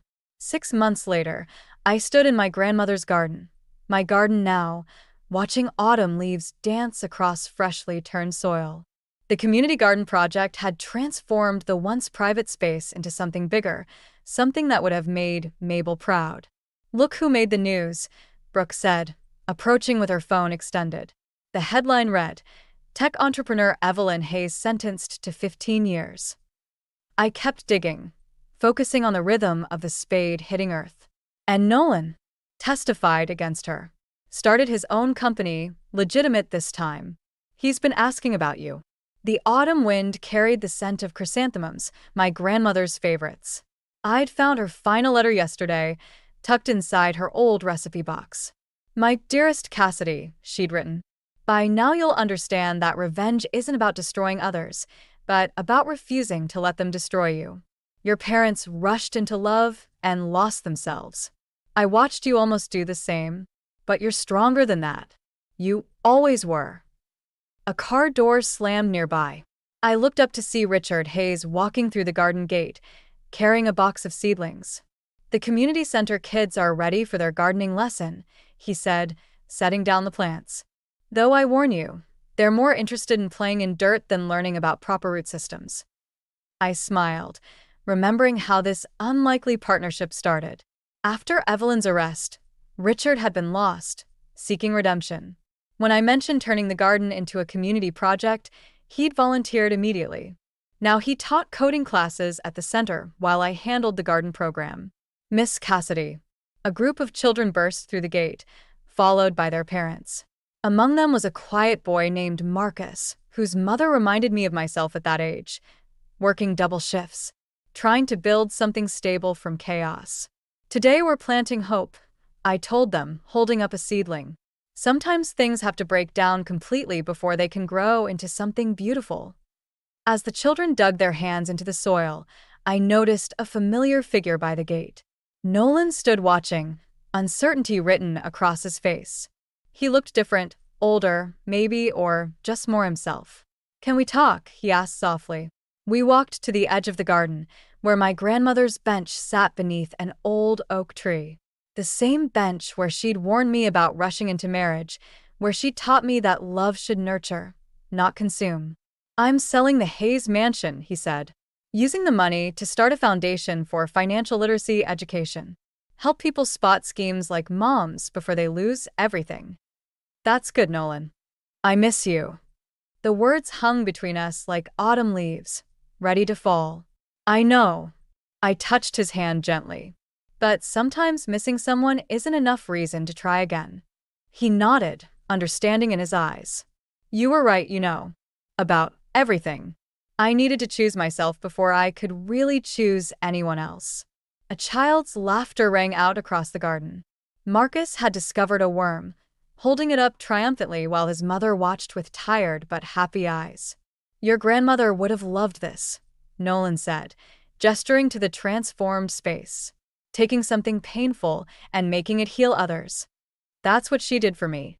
I stood, brushing dirt from my jeans. And now it's what I do for them. He left quietly, leaving behind a small envelope.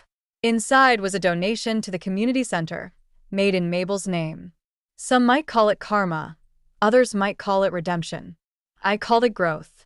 Later, as the sun set and the last families left, I sat on my grandmother's bench reading the final lines of her letter. Love isn't about perfect moments or grand gestures. It's about choosing yourself first so you have something real to give others. You've chosen well, my dear. Now help others do the same. I folded the letter and looked at my dirt-stained hands, at the garden full of new beginnings, at the life I'd built from broken pieces. Sometimes the best revenge isn't about getting even. It's about getting free. And I was finally completely free. My name is Chloe, and this is the story of how my life turned upside down, not once, but twice. I guess I should start at the beginning. I was born to loving parents, Mark and Lisa Smith, in a small suburban town. Dad was a journalist, and Mom worked as a nurse. We weren't rich, but we were happy. Life was pretty normal until I turned 12. That's when everything changed. It was a rainy Tuesday evening, and my parents were driving home from a dinner party. I was at home with my grandma, watching some silly cartoon when the phone rang. I'll never forget the chill that ran down my spine when I heard my grandma's muffled sobs from the kitchen. The next few days were a blur. Mom died on impact, they told us. Dad survived, but barely. When I finally got to see him in the hospital, he was a shell of the man I knew. His legs were crushed, and the doctors said he'd never walk again. Chloe, he croaked, reaching for my hand. I'm so sorry, sweetie. I'm so sorry. I didn't understand why he was apologizing. It wasn't his fault some drunk driver had plowed into their car. But as I grew older, I realized he was sorry for what our lives had become, for the struggles we'd face, for the mother I'd lost, for the father he thought he could no longer be. But my dad, Mark Smith, was made of stronger stuff than he gave himself credit for. Once he was out of the hospital and settled into his wheelchair, he threw himself into his work. He'd always been a talented writer, and now he channeled all his energy into his job as an editor at the city's major newspaper. As I entered my teens, Dad made sure I had everything I needed. He encouraged me to join clubs, to make friends, to have as normal a life as possible. But the truth was, I preferred spending time with him. We'd watch old movies together, argue about books, and he'd help me with my homework. When it came time for college, Dad insisted I go away to school. You need to spread your wings, kiddo, he said. Don't worry about me. I'll be fine. I was hesitant, but I knew he was right. So off I went to State University, majoring in accounting. It was there that I met Jessica, who would become my best friend. And through Jessica, I met her second cousin, Michael. Michael was kind, funny, and he didn't bat an eye when I told him about my dad. In fact, the first time he met Dad, they hit it off immediately, bonding over their shared love of classic rock. Your old man's cool, Michael told me later. And you're pretty amazing for taking care of him all these years. I shrugged it off, but inside, I was glowing. For the first time since the accident, I felt like maybe, just maybe, I could have a normal life. A life with love, laughter, and yes, even a family of my own someday.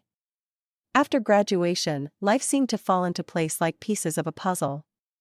I landed a job at the local tax service, and Michael started working as a long-haul truck driver. We dated for 2 years before he popped the question on a crisp autumn evening in the park where we had our first date. I was over the moon, but there was one thing I needed to make clear. Yes, Michael. But I can't leave my dad. He needs me. Michael's face broke into a wide grin. I wouldn't have it any other way. We'll all live together. Your dad's apartment is big enough for the 3 of us, right? The wedding was small but beautiful. Dad insisted on wheeling himself down the aisle to give me away. There wasn't a dry eye in the house. As I stood there, hand in hand with Michael, I felt like I was living a fairy tale. But every fairy tale has its villains, and mine came in the form of my mother-in-law, Karen, and sister-in-law, Emily. From the moment I met them, I could tell they didn't approve of me. "So, your father is handicapped?" Karen had asked during our first meeting, her nose wrinkling as if she'd smelled something unpleasant.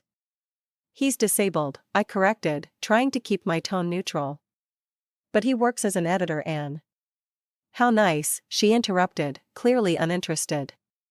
"Michael, darling, are you sure about this? There are so many nice girls from good families." I felt my face burn with anger and shame. Michael, bless him, immediately jumped to my defense. "Mom, Chloe is from a good family. Her dad's disability doesn't change that. I love her, and that's all that matters." That shut Karen up, but I could see the disapproval lingering in her eyes. Emily, taking cues from her mother, was equally cold towards me. After the wedding, true to his word, Michael moved in with Dad and me. Our life fell into a comfortable routine. I'd go to work at the tax office, Michael would be on the road for days at a time, and when he was home, we'd all have dinner together. But whenever Karen and Emily visited, the atmosphere in our home changed. They'd strut around like they owned the place, barely acknowledging Dad's presence. Once, I overheard Karen muttering to Emily, "It's a shame. Michael could have done so much better. Now he's stuck with this girl and her crippled father. What if they have children? Can you imagine the genes?" I was furious, but I bit my tongue. For Michael's sake, I tried to keep the peace. But it was getting harder and harder. One evening, after a particularly tense visit from Karen and Emily, I broke down in tears. Michael found me in our bedroom, sobbing. Hey, he said, pulling me into his arms. "What's wrong?" "Your mom and sister," I hiccuped. "They hate me. They think I'm not good enough for you because of Dad." Michael's face hardened. "That's ridiculous. You and your dad are my family now. If they can't accept that, it's their problem, not ours." His words comforted me, but I couldn't shake the feeling that this was just the beginning of our troubles with Karen and Emily. As the months passed, Michael's trucking business began to flourish. He was always on the road, crisscrossing the country in his big rig. I missed him terribly when he was gone, but I threw myself into my work at the tax office and spent my evenings keeping Dad company. One crisp autumn evening, as I was helping Dad into bed, Michael called. His voice crackled with excitement over the phone. "Chloe, I've been thinking," he said. "How would you feel about buying a townhouse? It would be easier for your dad to move around in a wheelchair. He could spend more time outside. Plus, you could have a garden. Something to keep you busy when I'm on the road." The more he talked, the more I warmed to the idea. I glanced at Dad, who was pretending not to eavesdrop. "What do you think, Dad?" I asked, putting the phone on speaker.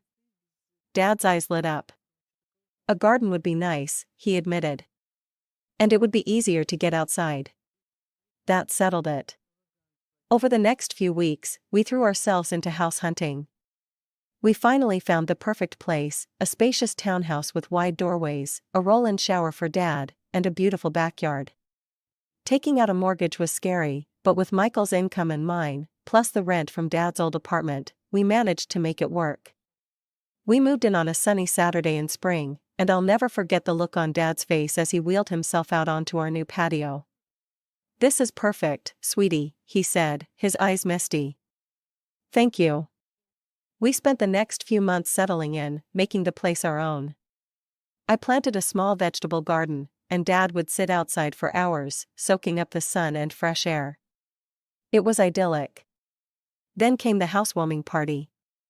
We invited friends, colleagues, and yes, Karen and Emily. The party was in full swing when they arrived, fashionably late as usual. They sauntered in, eyeing everything with barely concealed envy. As we moved through the house, I could see the wheels turning in Karen's head. When we reached the master bedroom, she turned to me with a sly smile. "You know, Chloe," she said, her voice low. "This would be perfect for Michael and me. Why don't you send your father to a nursing home? Then I could move in here." I felt like I'd been slapped. "Excuse me?" "Oh, don't look so shocked," Karen continued. "Your father isn't, well, he's not a whole person anymore, is he? He doesn't need all this luxury.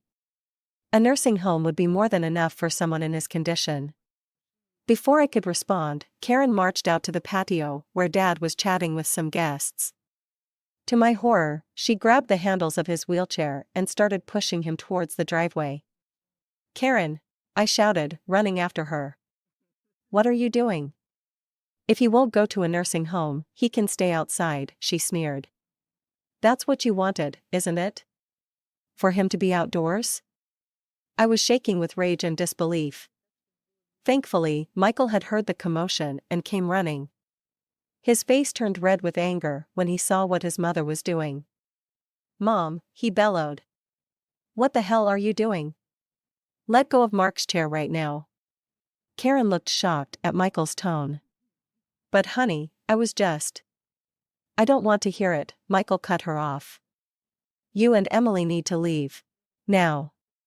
After they left, Michael apologized profusely to Dad and me.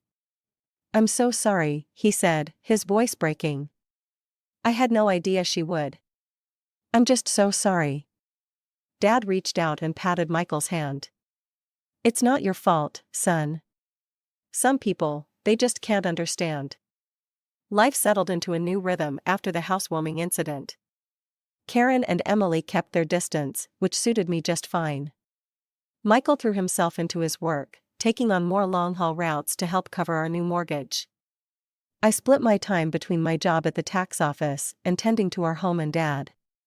2 years passed in the blink of an eye. Our life fell into a comfortable routine. Michael was on the road more often than not, but when he was home, our little family was happy. Dad's health was stable, and he seemed content spending his days in the garden or working on his editing from home. Then came the call that shattered my world. I was at work when my phone rang. An unfamiliar male voice greeted me. "Mrs. Thompson? This is Officer Rodriguez from the Highway Patrol." My heart dropped into my stomach. "Yes?" I managed to squeak out. "I'm sorry to inform you that your husband, Michael Thompson, has been in a serious accident." The rest of the conversation was a blur. Words like head-on collision and "didn't make it" floated around me, but I couldn't process them. It wasn't until I heard myself thanking the officer and hanging up that reality began to sink in. Michael was gone. The next week was a haze of grief and disbelief. I moved through the motions of planning the funeral like a robot, barely able to comprehend what was happening. The day before the funeral, I steeled myself and called Karen. I thought she deserved to hear about her son's death from me, not from some impersonal newspaper obituary. "Hello?" Karen's sharp voice answered. "Karen, it's Chloe," I said, my voice trembling. It's about Michael. He's gone. There was an accident." There was silence on the other end of the line. Then, to my shock, Karen's voice came back, dripping with venom. "This is your fault," she hissed. "You forced him to work so hard, driving that truck to pay for your fancy house. You killed my son." I was stunned. "Karen, that's not." "Save it," she snapped. "I expect you to give him the best funeral money can buy. But don't expect a penny from us. You made your bed, now lie in it. The line went dead. I stood there, phone in hand, tears streaming down my face. How could she be so cruel? How could she blame me for this? The day of Michael's funeral dawned gray and drizzly, matching my mood perfectly. The church was packed. Michael had been well liked in the community, and it seemed like half the town had turned out to pay their respects. After the service, as people filed past to offer their condolences, I was struck by the absence of Michael's mother and sister. They hadn't even bothered to show up to their own son and brother's funeral. Dad reached out and squeezed my hand. "Their loss, sweetie. We're family, and we'll get through this together." As we pulled into our driveway, something seemed off. The lights were on in the house, which was strange, because I was sure I'd turned everything off before we left. "Did you leave any lights on, Dad?" I asked, frowning. He shook his head. "No, I don't think so." As we got closer, I could see movement inside the house. My heart started racing. Were we being robbed? On the day of Michael's funeral, no less? I helped Dad out of the car and into his wheelchair, my mind racing. Should I call the police? But as we approached the front door, I heard familiar voices inside. My blood ran cold as I recognized them. I pushed open the door to find Karen and Emily in our living room, surrounded by boxes and pieces of furniture. "What the hell is going on here?" I demanded, my grief momentarily forgotten in the face of this outrageous intrusion. Karen turned to me, her face a mask of false sympathy. "Oh, Chloe, dear. We're just helping you pack up. After all, you can't possibly afford to keep this place now that Michael's gone." I was speechless. Emily chimed in, her voice sickeningly sweet. "Don't worry, you can go back to your father's apartment. It's cozy." I could feel the rage building inside me. "Get out," I said, my voice low and dangerous. "Get out of my house right now." Karen had the audacity to look offended. "This house belongs to us now. All of Michael's property does. We're his real family, after all." "Like hell you are," I exploded. "Where were you today?" "At his funeral?" "Oh, that's right, you couldn't be bothered to show up." Karen waved her hand dismissively. "We were busy making arrangements. Now, be a good girl and start packing. We'll need you out by tomorrow." I couldn't believe what I was hearing. These women hadn't shed a tear for Michael, hadn't even attended his funeral, and now they were trying to kick us out of our home? "I'm calling the police," I said, pulling out my phone. Karen and Emily exchanged worried glances. They clearly hadn't expected me to fight back. "Now, Chloe," Karen began, but I cut her off. "No. You have exactly 5 minutes to get out of my house before I call the cops. This is my home. Michael and I bought it together. You have no right to be here." Maybe it was the steel in my voice, or the fire in my eyes, but Karen and Emily finally seemed to realize they'd gone too far. They gathered their things and left, but not before Karen turned to me with a sneer. "This isn't over, Chloe. You'll be hearing from our lawyers." The days following Michael's funeral were a blur of grief, anxiety, and paperwork. I threw myself into sorting out Michael's affairs, partly to keep busy and partly out of fear that Karen and Emily would try to swoop in and take what wasn't theirs. A week after the funeral, I received a call from a local law firm. My heart raced as I answered, fearing it was Karen making good on her threat of legal action. "Mrs. Thompson," a crisp, professional voice asked. "This is James Anderson from Anderson and Partners. I'm calling regarding your late husband's will." I felt a glimmer of hope. "His will? I didn't know he had one." "Yes, ma'am. Mr. Thompson came to see us about 6 months ago. He asked that we contact you in the event of his passing." I scheduled an appointment for the next day, my mind reeling. Why hadn't Michael told me about this? What did it mean? The next morning, I wheeled Dad into Mr. Anderson's office. The lawyer greeted us warmly, his kind eyes crinkling at the corners. Mrs. Thompson, Mr. Smith, thank you for coming in, he said, gesturing for us to settle near his desk. I'm sorry for your loss. Mr. Anderson opened a file on his desk. Now, as I mentioned on the phone, your husband came to see us to draft his will. He was very clear about his wishes. I held my breath as Mr. Anderson began to read. I, Michael Thompson, being of sound mind, do hereby bequeath all my worldly possessions to my beloved wife, Chloe Thompson. I gasped. Dad's grip on my hand tightened. Mr. Anderson continued, this includes our home, my truck, and all our savings. It is my wish that Chloe use these resources to care for herself and her father, Mark Smith, whom I have come to love as my own. Tears were streaming down my face now. Even from beyond the grave, Michael was taking care of us.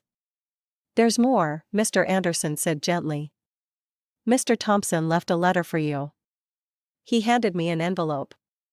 With shaking hands, I opened it and began to read. My dearest Chloe. If you're reading this, it means I'm gone. I'm so sorry for leaving you and Mark. Please know that you two were the best thing that ever happened to me. I made this will because I know how my mother and sister can be. I didn't want to worry you, but I needed to make sure you and Mark were protected if anything happened to me. You're my real family, Chloe. You and Mark. Not them. Take care of each other. Live your lives to the fullest. And know that I'll always be watching over you. All my love, Michael. I clutched the letter to my chest, sobbing. Dad was crying too, his weathered hand patting my arm. Mr. Anderson gave us a moment before speaking again. Mrs. Thompson, there's one more thing. Your husband's truck was insured. Given the circumstances of the accident, the insurance company will be paying out the full value of the policy. I looked up, sniffling. What does that mean? It means, Mr. Anderson said with a small smile, that you'll be receiving a substantial sum. Enough to pay off your mortgage and then some.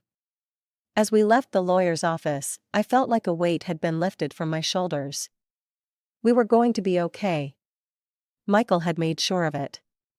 As we pulled into our driveway, I noticed a familiar car parked on the street.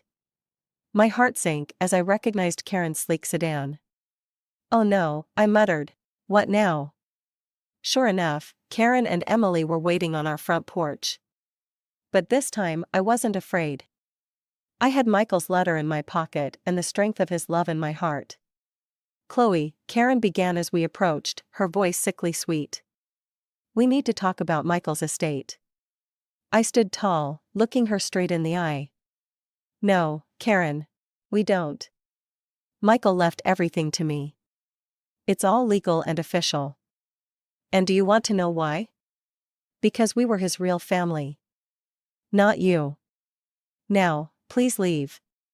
You're trespassing on my property. For once, Karen was speechless. Emily tugged at her arm, whispering urgently. With one last venomous glare, they got in their car and drove away. The weeks following our meeting with the lawyer were a whirlwind of activity. I threw myself into settling Michael's affairs, grateful for the distraction from my grief. The insurance payout came through, and true to Mr. Anderson's word, it was enough to pay off our mortgage, with plenty left over. One afternoon, as I was going through Michael's desk, I came across a small notebook. Curious, I opened it and found pages filled with his messy scrawl. It was a journal of sorts, filled with his thoughts and plans for our future. Thinking about starting a college fund for our future kids, one entry read. Want to make sure they have the best start in life. My heart clenched. We had talked about having children someday, but had decided to wait until we were more financially stable.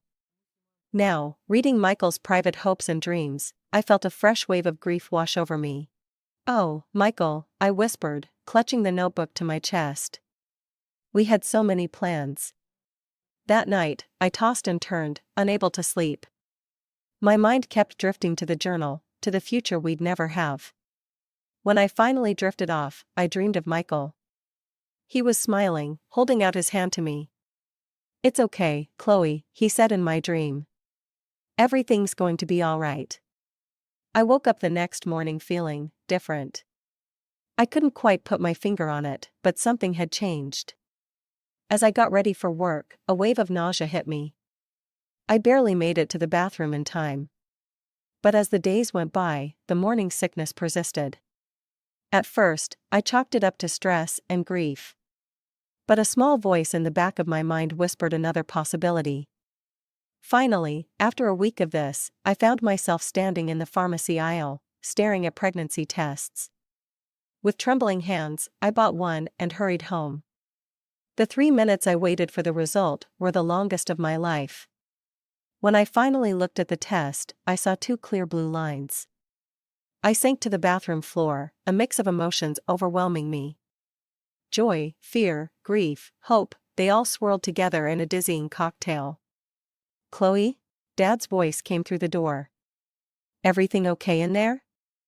I opened the door, tears streaming down my face. Dad's expression immediately changed from concern to alarm. "What's wrong, sweetie?" he asked. I held up the test, my hand shaking. "I'm pregnant, Dad." I fell into his arms, sobbing. He held me, stroking my hair like he used to when I was a little girl. "It's okay," he murmured. "It's going to be okay. You're not alone, Chloe. And this baby is a gift. A piece of Michael that will live on." His words struck a chord in me. This baby was a part of Michael, a continuation of our love. Suddenly, the fear began to recede, replaced by a fierce determination. "You're right," I said, wiping my eyes. "This baby is a gift. And we're going to be okay." Dad smiled, his eyes crinkling at the corners. "That's my girl. Now, let's get you something to eat. You're eating for 2 now, after all." As we made our way to the kitchen, I felt a sense of hope blooming in my chest. Yes, the road ahead would be challenging. But with my father by my side and Michael's child growing inside me, I knew we could face anything. As my belly grew with our child, I found strength I never knew I had. Dad was my rock, always there with a kind word or a helping hand. We settled into a new routine, just the 2 of us, eagerly anticipating the arrival of the newest member of our little family. One sunny afternoon, as I was tending to the garden Dad and I had planted together, I heard a car pull up. My heart sank as I recognized Karen's sedan. What could they possibly want now? I made my way to the front of the house, one hand instinctively cradling my swollen belly. Karen and Emily stood on our porch, looking uncomfortable and slightly desperate. "Chloe," Karen began, her voice lacking its usual sharpness. We need to talk to you." I raised an eyebrow but said nothing, waiting for her to continue. Emily chimed in, her eyes darting around nervously. "We've hit some hard times. We were wondering if we could stay in your father's old apartment. Just until we get back on our feet." I couldn't believe what I was hearing. After everything they'd put us through, they had the audacity to ask for more? "I'm sorry," I said, my voice firm but calm. "That's not possible. I don't want to communicate with you anymore." Karen's eyes narrowed as they fell on my pregnant belly. Her face contorted with a mix of shock and disgust. You're pregnant?" she spat. "Already? You little prostitute. I can't believe you've already found a new man. Michael's body isn't even cold in the ground." I felt a surge of anger, but I pushed it down. I didn't make excuses and say that it was Michael's child. I didn't want my baby to have such a grandmother and aunt. Instead, I smiled, a small, secretive smile that seemed to unnerve Karen even more. "My personal life is none of your concern," I said calmly. "Now, I think it's time for you to leave." Karen looked like she wanted to say more, but something in my expression must have stopped her. She turned on her heel, grabbing Emily's arm. I watched as they drove away, feeling a sense of peace wash over me. I had stood my ground, protected my family, and maintained my dignity. Michael would have been proud.